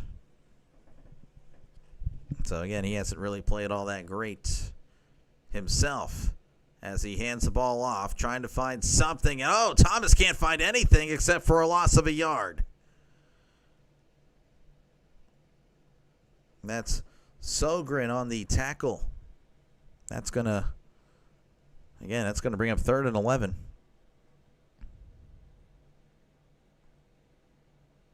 Blessings forever, beautiful. God loves y'all too forever. Tell everyone you know and don't know. Jesus loves y'all too forever. Teach everyone how to see and enjoy your blessings too forever.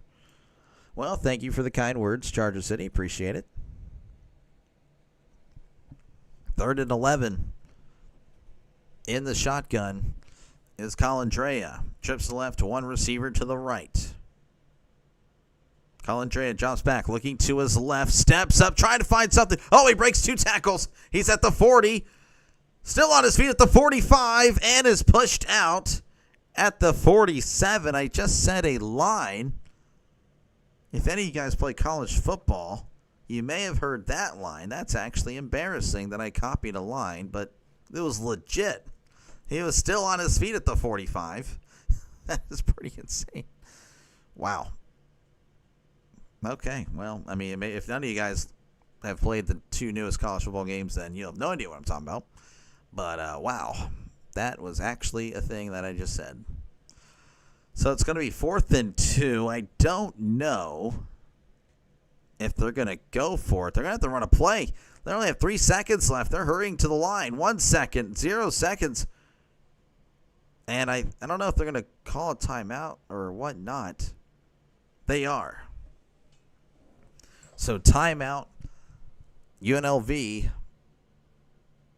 That'll keep it a 4th and 2.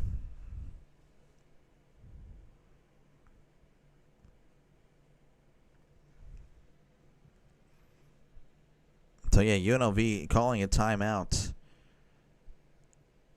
Now there's only, again, 4 seconds left in the 3rd quarter, but now it keeps the option that they might be able to go for it. Amen, Charger City. Mm-hmm. Please don't go for it. I mean, well, it seems like they may. With this timeout here, I'm not...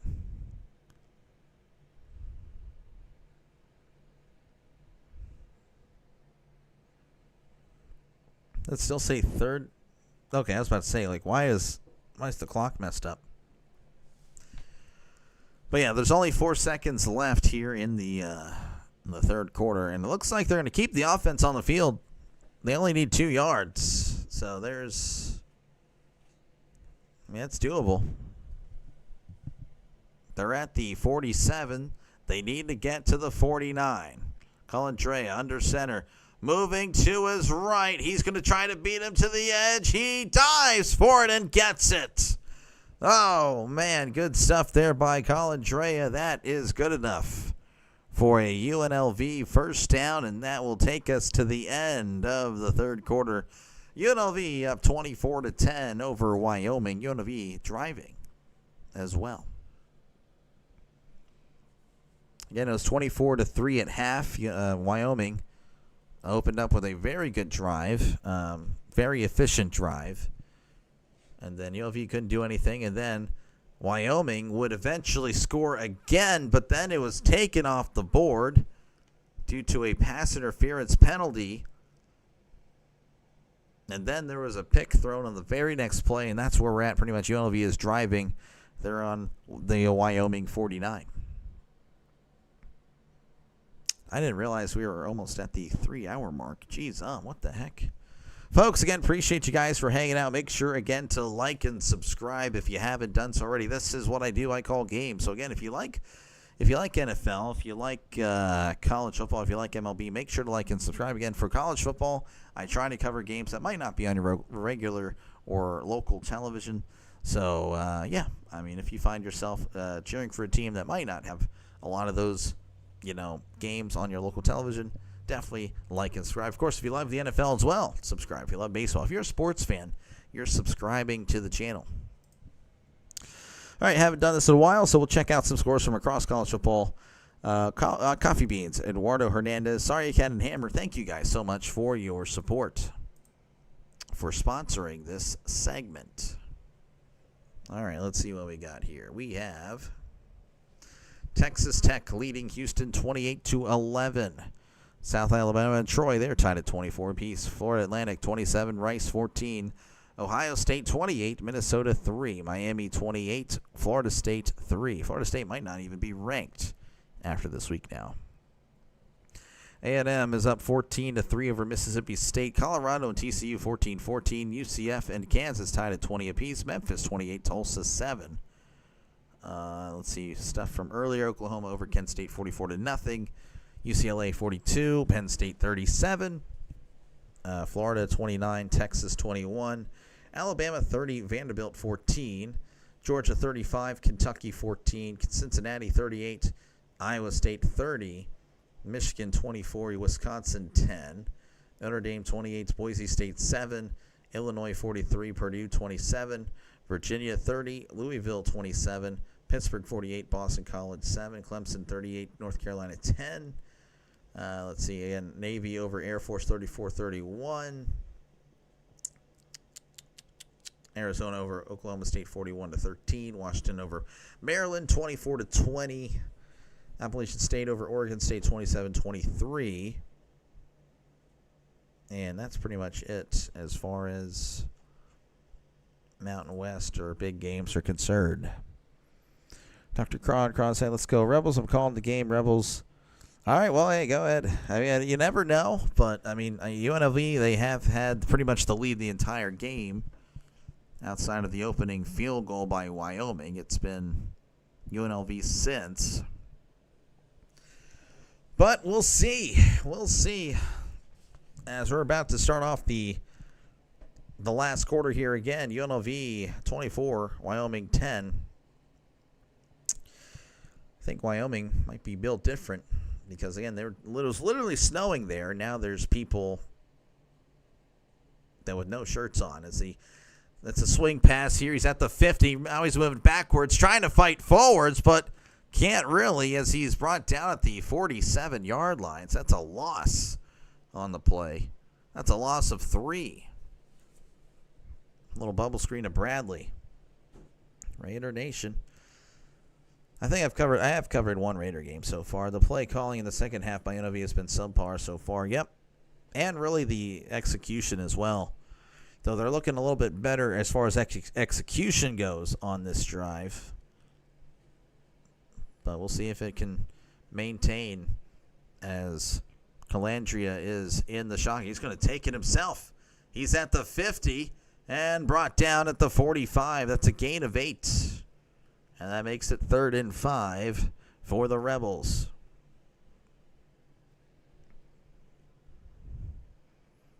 Calandria with 55 passing yards with 22 rushing yards. So he's, I don't know, just hasn't really been able to do much.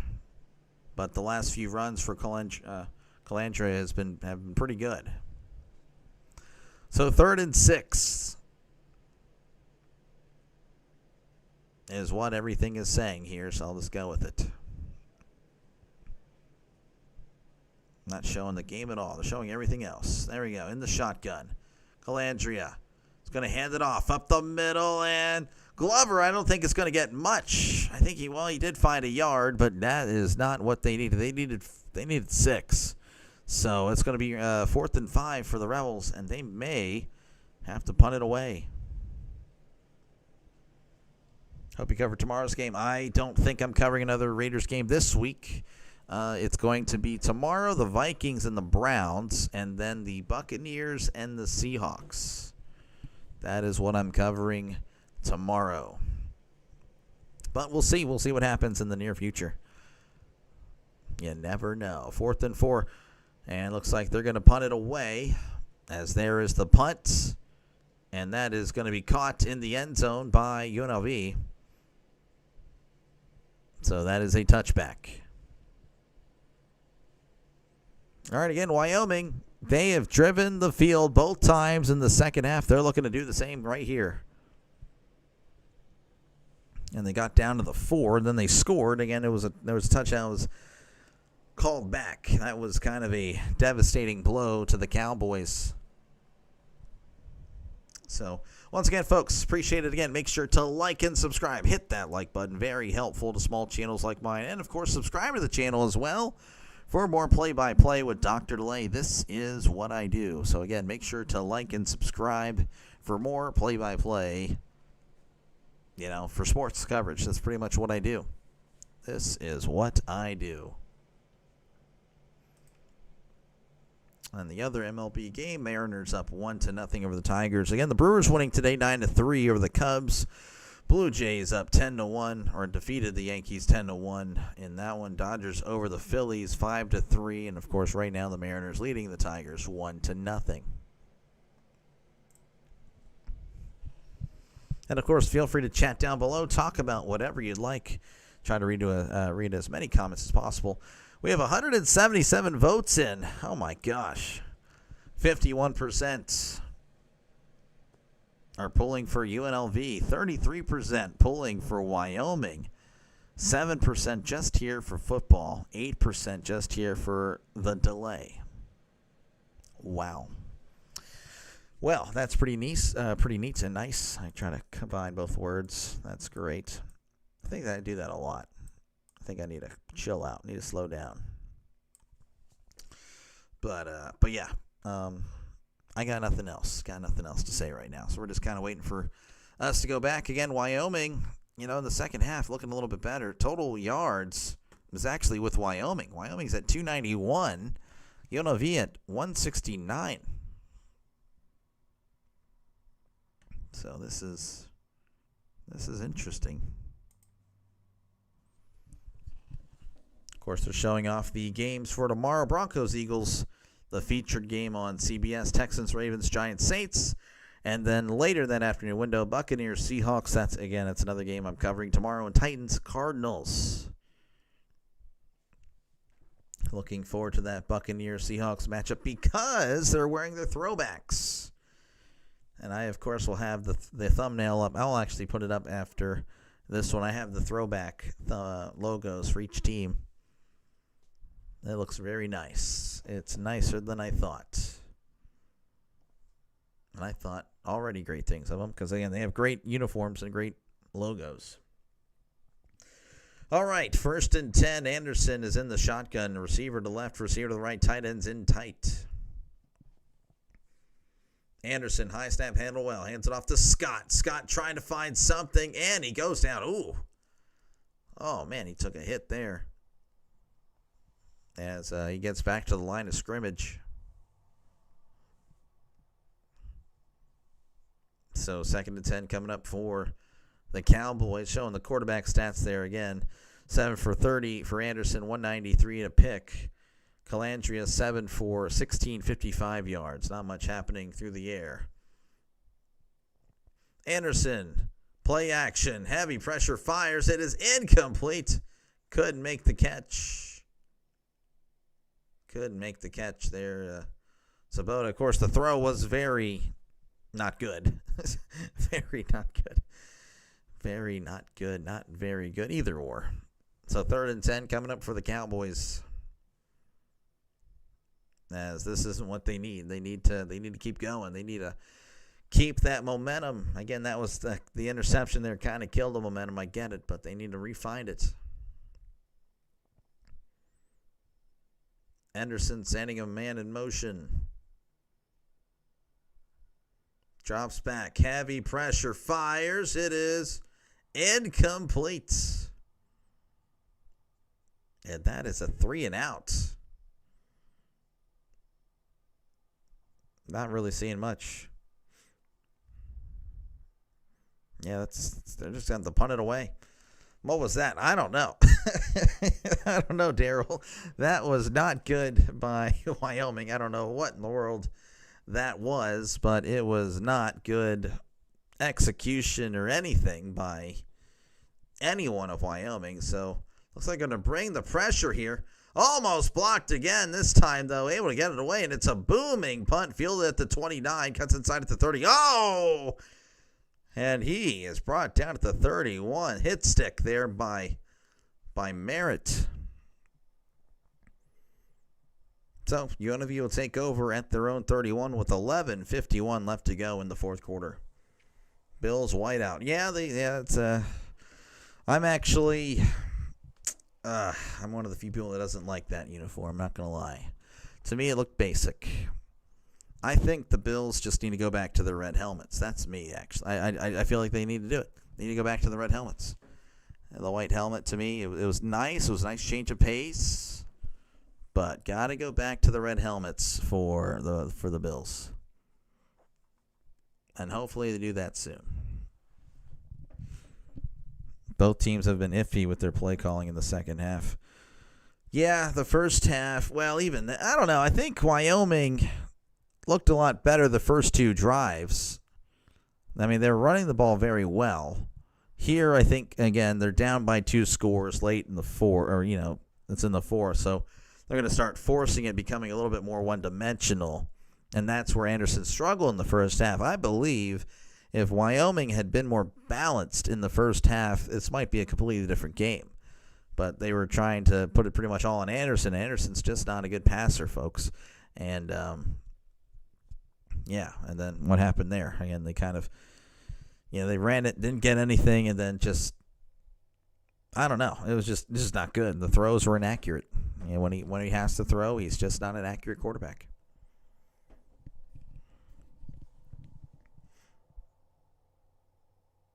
Caden Anderson. Again, we're just kind of waiting for commercial break to end. Again, it's 24-10, UNLV leading over Wyoming. Make sure, again, if you haven't done so already, to like and subscribe for more play-by-play with Dr. Delay. That is I. I'm Dr. Delay. And, again, this is what I do. I call games. I have nothing else to say, really. I'm sorry. I have no idea. I didn't think we'd be here for over 3 hours. Unbelievable. I think we'd be like at the 2-minute warning at this point in time. But we did have a little bit of a delay. Try to go over some of the stats a little bit later. Dr. Delay, thank you for your coverage. You're very welcome, Falcon. Very sorry that when it's off script, I have no idea what to do. I'm still learning all that stuff when it comes to football. But you're very welcome. 1st and 10, ball at the 31. UNLV is in the shotgun. 2 receivers left, 1 receiver to the right. Of course, they're going right to left on your YouTube screen. Colandrea fakes to his left, throws to his right at the 25. He's at the 30, 35, 40. And that's where he's dropped just shy of the first down marker. So 2nd and inches coming up for the Rebels. All good, yeah. He calls games. That's what I do. I call games. Just a nice little screen there to Thomas. And it's going to be second and inches. In the pistol. Trips to the left, tight end in tight. He hands it off up the middle, and Thomas is going to get the first down after about a gain of 2. It's brought down at the 43. Right, how's it going? Good to see you. Hey, yo. How are your streams today? Are you still streaming another thing? Trisk says sad. Trisk is very sad. ¿Qué pasa? ¿Qué pasa, Arturo? Artutito. 1st and 10, ball at the 43. Colandrea, bubble screen. It's caught at the 40. Stiff arm at the 45 and pushed out of bounds at the 47. That is Irvin Jr. on the catch and run. This is where you run the football, take time off the clock, and add points. Exactly. I completely agree. Though they are kind of passing the ball, but they have been short passes, pretty much acting like an extension of the run game. So that one, though, was a really good catch by Irvin because the throw was not that good, even on the screen. But good catch. So 2nd and 7, ball at the 46. Hands the ball off up the middle. He's at the 50 and is brought down at the 45-yard line. That's a brand new set of downs for the Rebels. That's a gain of 9. As Thomas inches closer to 100 yards on the night. A very quiet 100 yards. He's at 85. But so far, so good. Double dose of the CFL, now college football in 20 minutes. Nice. Very nice. Doing 3 streams. I'm only doing 2 today. I'm already tired. 1st and 10 in the pistol. Trips to the right, 2 receivers to the left. Drops back. Heavy pressure, fires. It is caught at the 35. Still inbounds at the 30, 25, and slung out of bounds at the 20. As Bradley screams. Actually going to mark him down at the 18. Oh, wow. What a play. It's a 27-yard catch and run. Bradley staying in bounds. He did, yeah.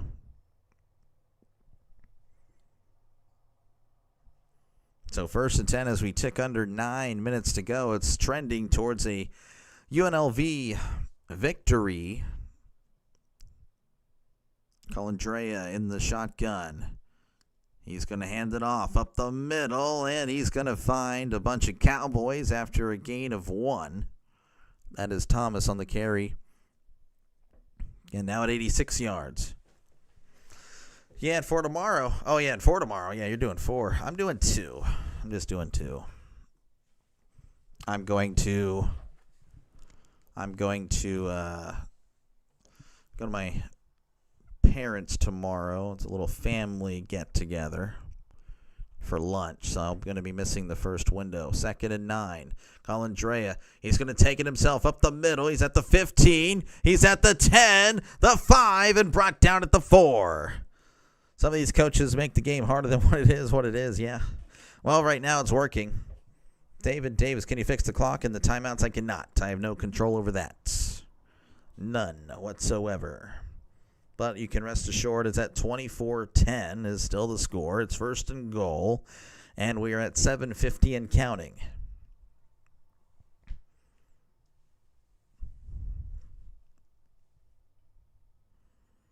They're just going to milk the clock now. Again, they are just pretty much a field goal will, pretty much clinch the game. Again, that'd be a 3-score game as it's under center.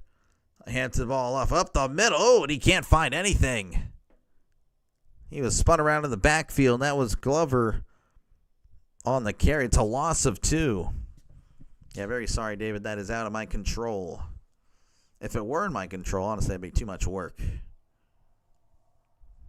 It is linked to, I think it's linked to ESPN because it's the same thing happening here. I can refresh it, but I don't think, that's a whole thing. Every ESPN page is saying 11:51 right now.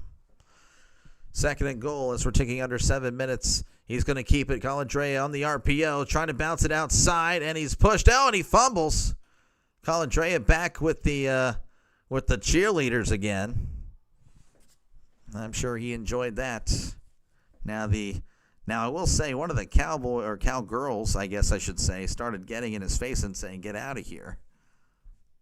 So that is something that happened. I don't know if that was all playful or serious, but there is that. So 3rd and goal as they're going to mark it at the 6 as we're approaching the 6.5-minute mark. Again, they're going right to left on your YouTube screen, though on that one it says left to right. That is not reality. 3rd and goal. Colandrea fires. It is caught at the 5, and he is in for the touchdown. Touchdown, UNLV Rebels. And that makes it 30-10. And that is pretty much going to do it. You see the cheerleaders yelling at him. Yeah. Again, earlier in the game, he went. He was pushed out of bounds, and then he started talking. I guess he was. I don't know if he was doing something or saying something sly or anything, or hitting on him. But I don't know. That one cheerleader got up in his face, so I don't think she liked that. I mean, hey, you gotta protect your school, You gotta hey, no, we ain't doing nothing with you. So, yeah, it's pretty much a blowout at this point. 30-10 as we're pending the extra point. Rhino has, oh yeah. Why call zero blitz? I have no idea. The extra point is up. The extra point is good. 31-10, UNLV over Wyoming with 6:20 left to go here in the fourth quarter. Yeah, I have no idea. Zero blitz, that was just very aggressive and very, very dumb. Very dumb. Cheerleader going for the Rebels. Again, appreciate you guys for hanging out. Make sure, again, to like and subscribe. I know the game is probably over, so if you do decide to head out, well, appreciate it for just clicking on the live stream, giving me a chance to call the game for you. Hopefully, I have won you over in some capacity as far as, hey, I did an okay job. So make sure to like and subscribe if you can. It's completely free. You won't have to pay a dime. I promise there will be no bill sent to you at all. So, yeah, definitely subscribe to the channel for more sports. Again, I do NFL, I do MLB, and I do college football. And for college football, I really try to get the games that aren't on your local television. Again, I try not to. I mean, I'm pretty much going to be covering games that aren't on ABC, Fox, CBS, or NBC. So that's kind of the strategy that I have when it comes to college football, is trying to get the games that might not receive the same amount of love from streamers or, of course, the television networks. So hopefully that sounds good to you and you like and subscribe. This is actually, again, my second Wyoming game. So, unfortunately, they're 0-2. So I might be bad luck. They're 2-1 without me. And they're probably going to be 0-2 with me. So maybe I shouldn't. I don't know. But it's been fun chatting with the Wyoming fans. Of course, I met Chase. I know there's a lot more Wyoming fans that have subscribed to the channel as well. And I just can't think of them at the moment. But I appreciate you guys, of course. Let's see here. The under's still good. We'll see. It's going to be close. Are you dabbing? I can't believe you. And you're welcome, Jerry. Appreciate you, Jerry. Thank you. Thank you for letting me call this game for you. I don't know if there are any other people streaming this game, but if there are, again, that means there's competition. That means you chose me as the voice of this one, and I know I wasn't my best night behind the mic for sure, but thank you again for just letting me call it for you guys. Again, make sure to like and subscribe because, again, it's a sports channel. I'll be back tomorrow, of course, for Browns, Vikings in the morning, and then Seahawks, Buccaneers in the afternoon. Again, I'll be taking that first window off as I enjoy my family time pretty much right after lunch, right after church, hanging out with them. Enjoy time with your family. See you tomorrow. What games you doing next? Yeah, again, Vikings, Browns tomorrow morning, and then Seahawks, Buccaneers in the afternoon. Don't think I do Sunday Night Football. I just don't see it happening, but we'll see. I won't say no, but it's most likely a no. What's your opinion of UNLV?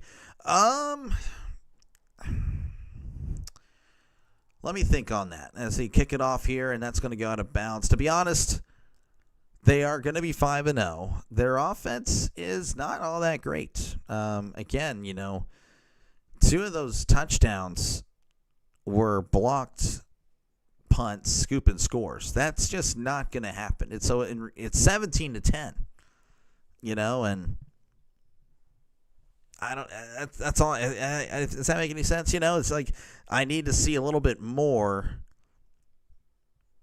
from them. This was not a good performance. I understand the elements, but I don't know. We'll see. He's going to check it down here. He's at the 30, lowering the shoulder, and is brought down at the 30. Brought down at the 33. Something I noticed in the Cowboys game against Colorado is this. One is one that's going gets tough. Wyoming quits. That is not good. Go Chicken Hawks, number 12. Okay. 2nd and 2, ball at the 33. Anderson rolling to his left, fires. It is caught at the 40. Lowers the shoulder, still fighting, and is brought down at the 43. Cover the Wyoming CSU border war. Well, it depends on when that is and what the lineup. Again, I have to be really careful. Terror. on what games I pick, because some games I feel like, even though they're not on local television, they might be illegally streamed or other streamers might stream them. So 1st and 10 in the shotgun is Anderson. Anderson hands it off, and he's just blown up in the backfield. That is Harris on the carry. Had no chance. My favorite play-by-play channel on YouTube. I like the color scheme. I guess the black and yellows everywhere, huh? Weak running game for both teams. Yep. Well, I mean, UNLV got it going later. I mean, Thomas has 86 yards. 2nd and 12. Anderson drops back. Moving to his left. Heavy pressure. And he's going to take off and run. He's at the 45. Runs out of bounds at the 47. It's just your first time watching UNLV. UNLV used to be every team's easy win for years. Not no more. Yeah, I mean, I'm not saying that they're not bad or good or anything like that. I'm just saying, based on what I've seen, they're going to be 5-0, but, if they played, I don't know, just, I feel if they played like, I don't know. I really couldn't tell you. As 3rd and 7, Anderson drops back, checks it down over the middle. It's caught at the 50, and he's brought down at the 46. That's Sabota on the catch. I mean, I feel like if they played last year's Boise State team, I feel like last year's Boise State team wins by a good bit. Because again, I didn't feel like they were that impressive. It was just Wyoming on punts, literally those 2 punts. And that's a huge. That's 14 points. They could be driving to tie the game right now. You just never know. As Anderson drops back, fires to the left side. It's tipped and incomplete. So 2nd and 10 coming up for the Cowboys. Yeah, I hate to say that. Again, it's a good win. It's kind of like the Steelers earlier this year beating the Patriots. Patriots turned the ball over 5 times. We won, but I was not happy. I'm like, we played so bad. We're lucky to get the win. Not saying you guys were lucky, as Anderson's going to be a screen here to Harris. Harris at the 45 and brought down at the 43. But I was not happy with the Steelers. I'm thinking, man, it's a horrible Steelers team. Luckily, we did, of course, play well against the Vikings. But no, I was very critical of the Steelers.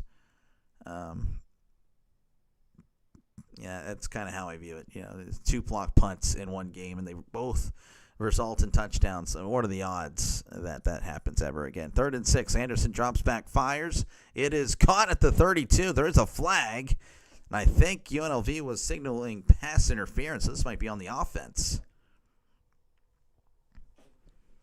Last 2, Coach Odom turned the program around. Okay. Well, I mean, it seems like it again. Last year they were pretty good. I guess the way to say it is, I guess we'll have to see. We'll have to see how it goes. Clock is stopped at 3:16. Holding on the defense. Holding on the defense, going to be 10-yard penalty. I've never heard of that before in my life. But I guess they make up rules and stuff as they go. Born and raised, weak running Rebels, still my team. Never abandon your team for sure. 1st and 10 at the 33. Anderson in the shotgun, trips to the right, tight end in, tight to the left. Anderson drops back, heavy pressure. Oh my gosh, he's running for his life, folks. Throws, and it's caught on the sideline, incomplete. What in the world? What happened with the O-line? Jeez, as soon as he gets the snap, he has to run backwards. That was... oh my goodness. It's hard to win on the road. UNLV used to get blown out in cold weather games. It's probably true. It is. I agree. It is hard to win on the road. 2nd and 10 in the shotgun. Trips to the right, tight end in tight. Anderson drops back, moving to his right, fires on the middle. It's caught at the 28. He's at the 25, cuts inside at the 20, and is brought down at the 17. It's a nice catch and run, gain of 15, as the clock will continue to run. Again, it's 2:40 and counting pretty much here in this one. It's all UNLV. Yeah, I don't know. I don't know what happened there. 1st and 10, ball at the 17. Anderson awaits the snap, drops back, looking to his left, fires. It is. Oh, did he catch that? Oh, it's a great catch. Caught at the 11. That was Bean on the catch. Of course, he caught it in bounds. So, again, the clock is going to continue to run here. 12 different receivers got a pass tonight. Anderson in the shotgun, drops back, looking, fires. It is caught out of bounds at the 5. It's going to stop the clock at 2:05.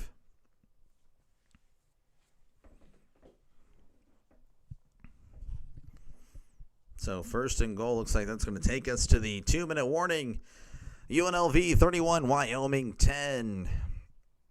Got some Mountain West football here. It's trended into the area of being a multi-score game. 3-score game, really. It's always kind of a bummer. I like close games, of course. I imagine most of us do. That makes it more exciting here at the end. But again, folks, I don't know if you guys plan on heading out, but again, make sure to like and subscribe before you do. Again, this is a growing channel. Just again, a few months ago at the end of July, we were at 343. Now we're over 1250. So again, we are a growing channel. It is a sports channel. So if you like sports, this is a channel for you folks. And again, for college football, I try to target the game. So that might not be on your local television, CBS, Fox, ABC, NBC. So yeah, that's pretty much the goal of the college football world. And as far as NFL is concerned, I try to cover every Steeler game. I will be covering every Steeler game again. I think that should be mentioned. But of course, I cover at least one other game every Sunday as well. So 2 Sunday games. I try to get the Thursday night games, but of course, there's baseball happening right now in the postseason. I've had a lot more success with baseball, so we're going to probably keep that going. But again, I will be covering, of course, Monday night, Thursday nights. And after baseball season concluded, of course, there's a lot of college football during the week as well. So I'll be doing that. It's pretty much a football and baseball channel. So if you like those sports, make sure to like and subscribe. We're on pace to be the exact same team as last year. Let's go. That sounds very sad, Chase. The only games UNLV has to bring it against is Boise State, Air Force, and Utah State. Air Force, yeah, they're not that great this year. Boise State, they got blown out, I think, by Notre Dame. Of course, Notre Dame, they're good. They're good as well. Not as good as last year's. Total yards, again, everything's with UNLV with Wyoming 350. But that's why you play the games.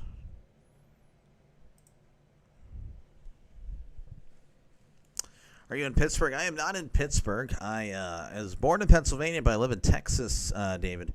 I am a Pittsburgh fan. Steelers. I do love the Pirates. I know they're so bad, but I do love the Pirates. And my college team is the Pitt Panthers. But again, I don't really, it's not a big deal. I don't care about the Pitt Panthers that much because they're just pathetic. They should be much better. 1st and goal. Anderson is under center, trips to the right, 1 receiver to the left. Anderson, play action, moving to his right, fires. It's caught at the 5, and he's in for the touchdown. Touchdown, Wyoming Cowboys, as once again makes it a 2-score game. And Wyoming does have all 3 timeouts. That was Justin Erb on the catch.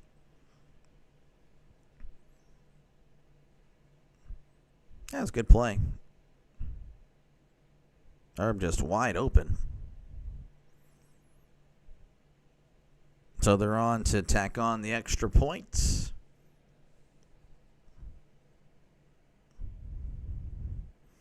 Snap, hold, kick. It is up. It is good.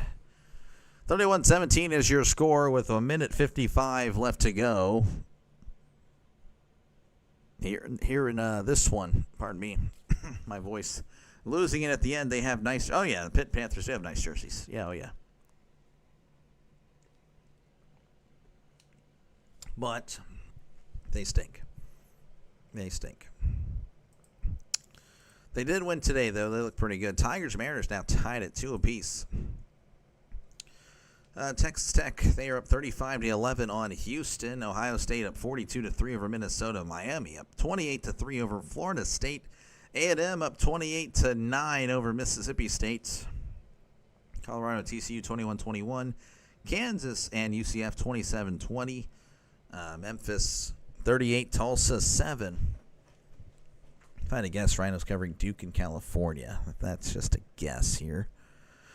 Let's see here. Again, UCLA, they defeated Penn State 42-37.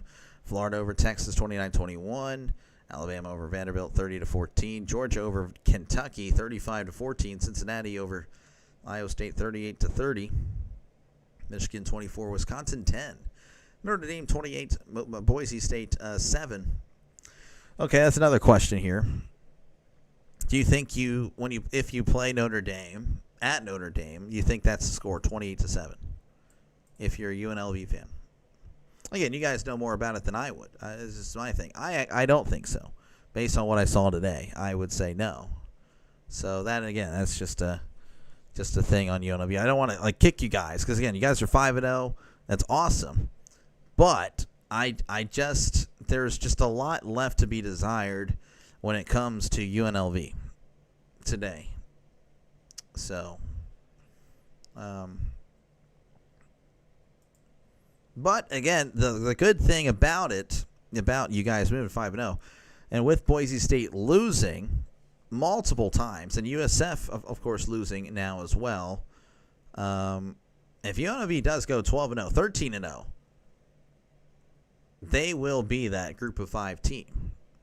So that's the good thing with Boise State and USF losing is that group of 5, it's going to be someone different, most likely. So that is pretty exciting. Being a UNLV fan is that, hey, you keep this going, you could be in the playoff. And then we'll kind of see what happens there. But that's kind of just my thing. Again, just today, I understand it's a tough place to play. I don't know. There's just something about them that's like, man,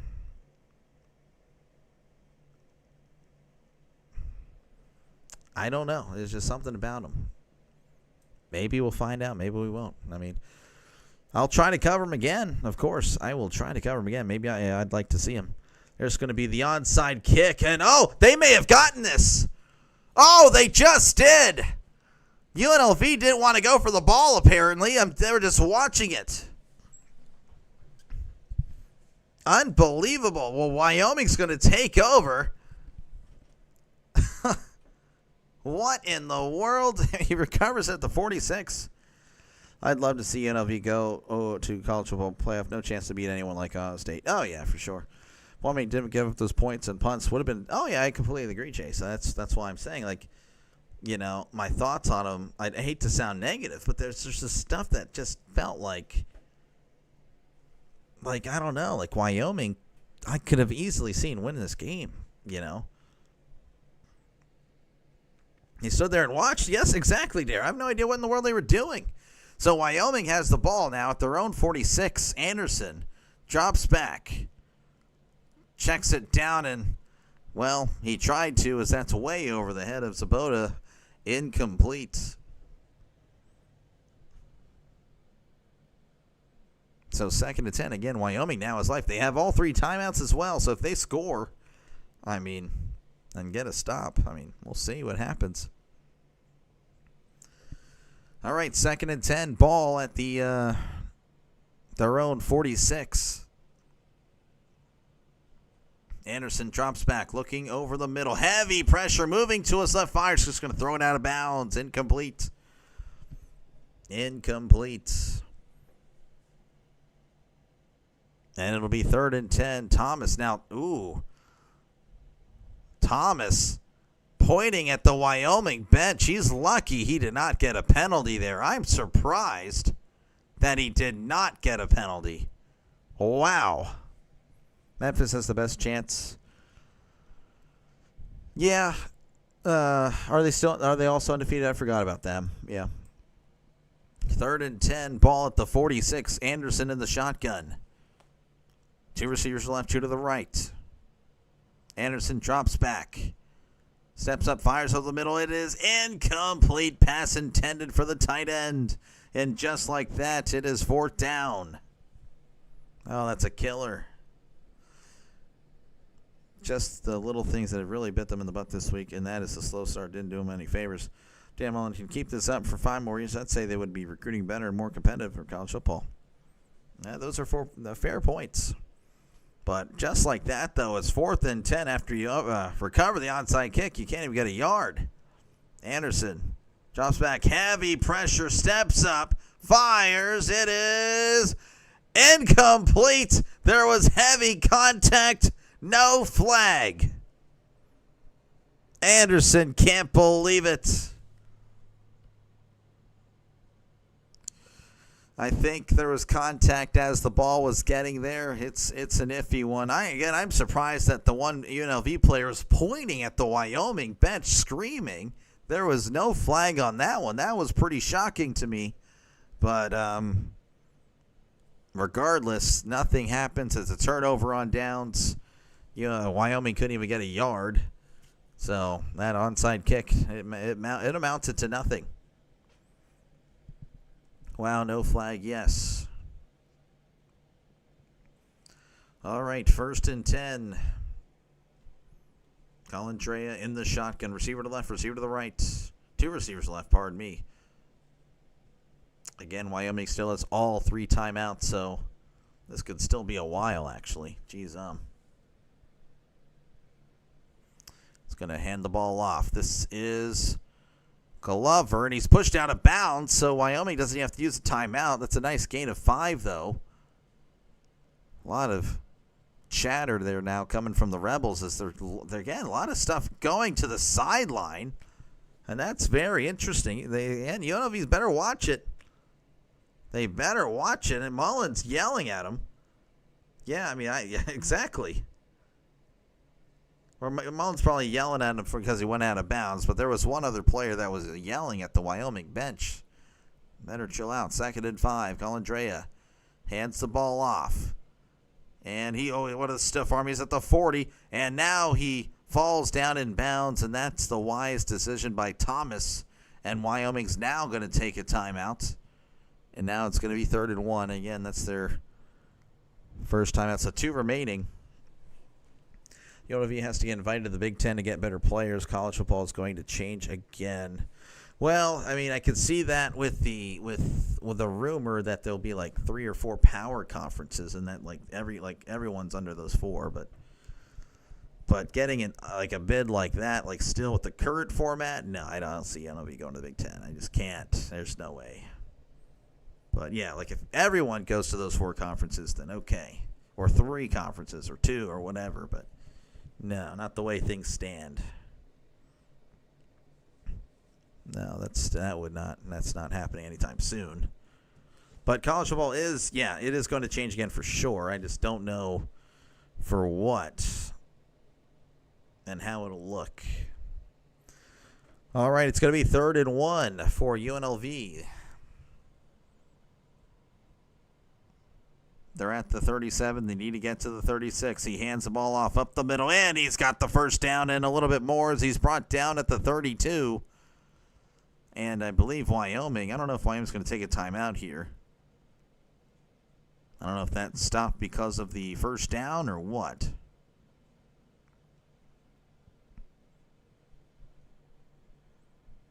I don't know. The clock is still... Okay, there it is. It's starting now.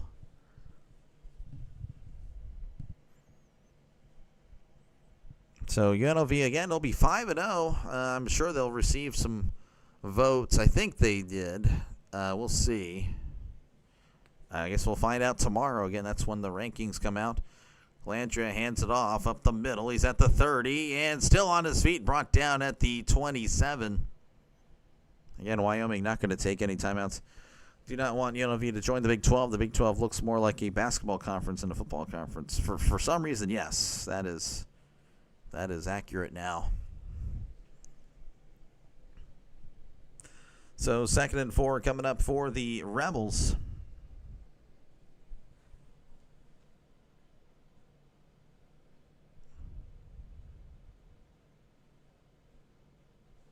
as again, this is pretty much going to do it. And looks like they are indeed going to take the knee. And that's going to pretty much do it. There's the knee.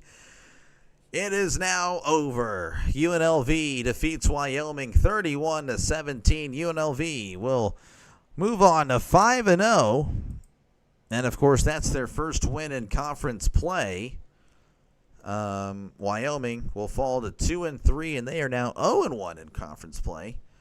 So, again, appreciate you guys for all you guys tuning in, looking for a place to hear the game. I appreciate you guys clicking on me. Again, make sure to like it, subscribe before you go. It's free. I promise it is free, of course.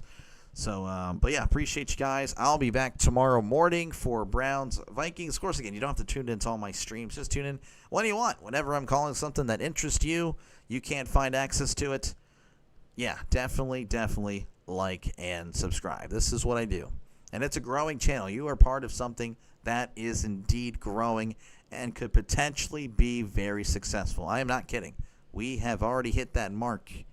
The goal of successful channels, they have to hit 1,000 in the first year of doing things. We've already crushed that. We're over 1,000 now in 6 months. So we're on our way to great things. Just subscribe to the channel. It is free. Again, I'll be back tomorrow for Vikings and the Browns. I'm going to take a break, hang out with the family for a few hours, and then I'll come back and cover the Buccaneers and the Seahawks for tomorrow. So again, if you're looking for a home for some football, for NFL football, again, I try to bounce around the league as well in that. You guys all have a great rest of your Saturday night. I may send you elsewhere if you do want some more content, and I send you somewhere else. Tell them the Dr. Delay sent you. They'll definitely appreciate it. I'll appreciate it.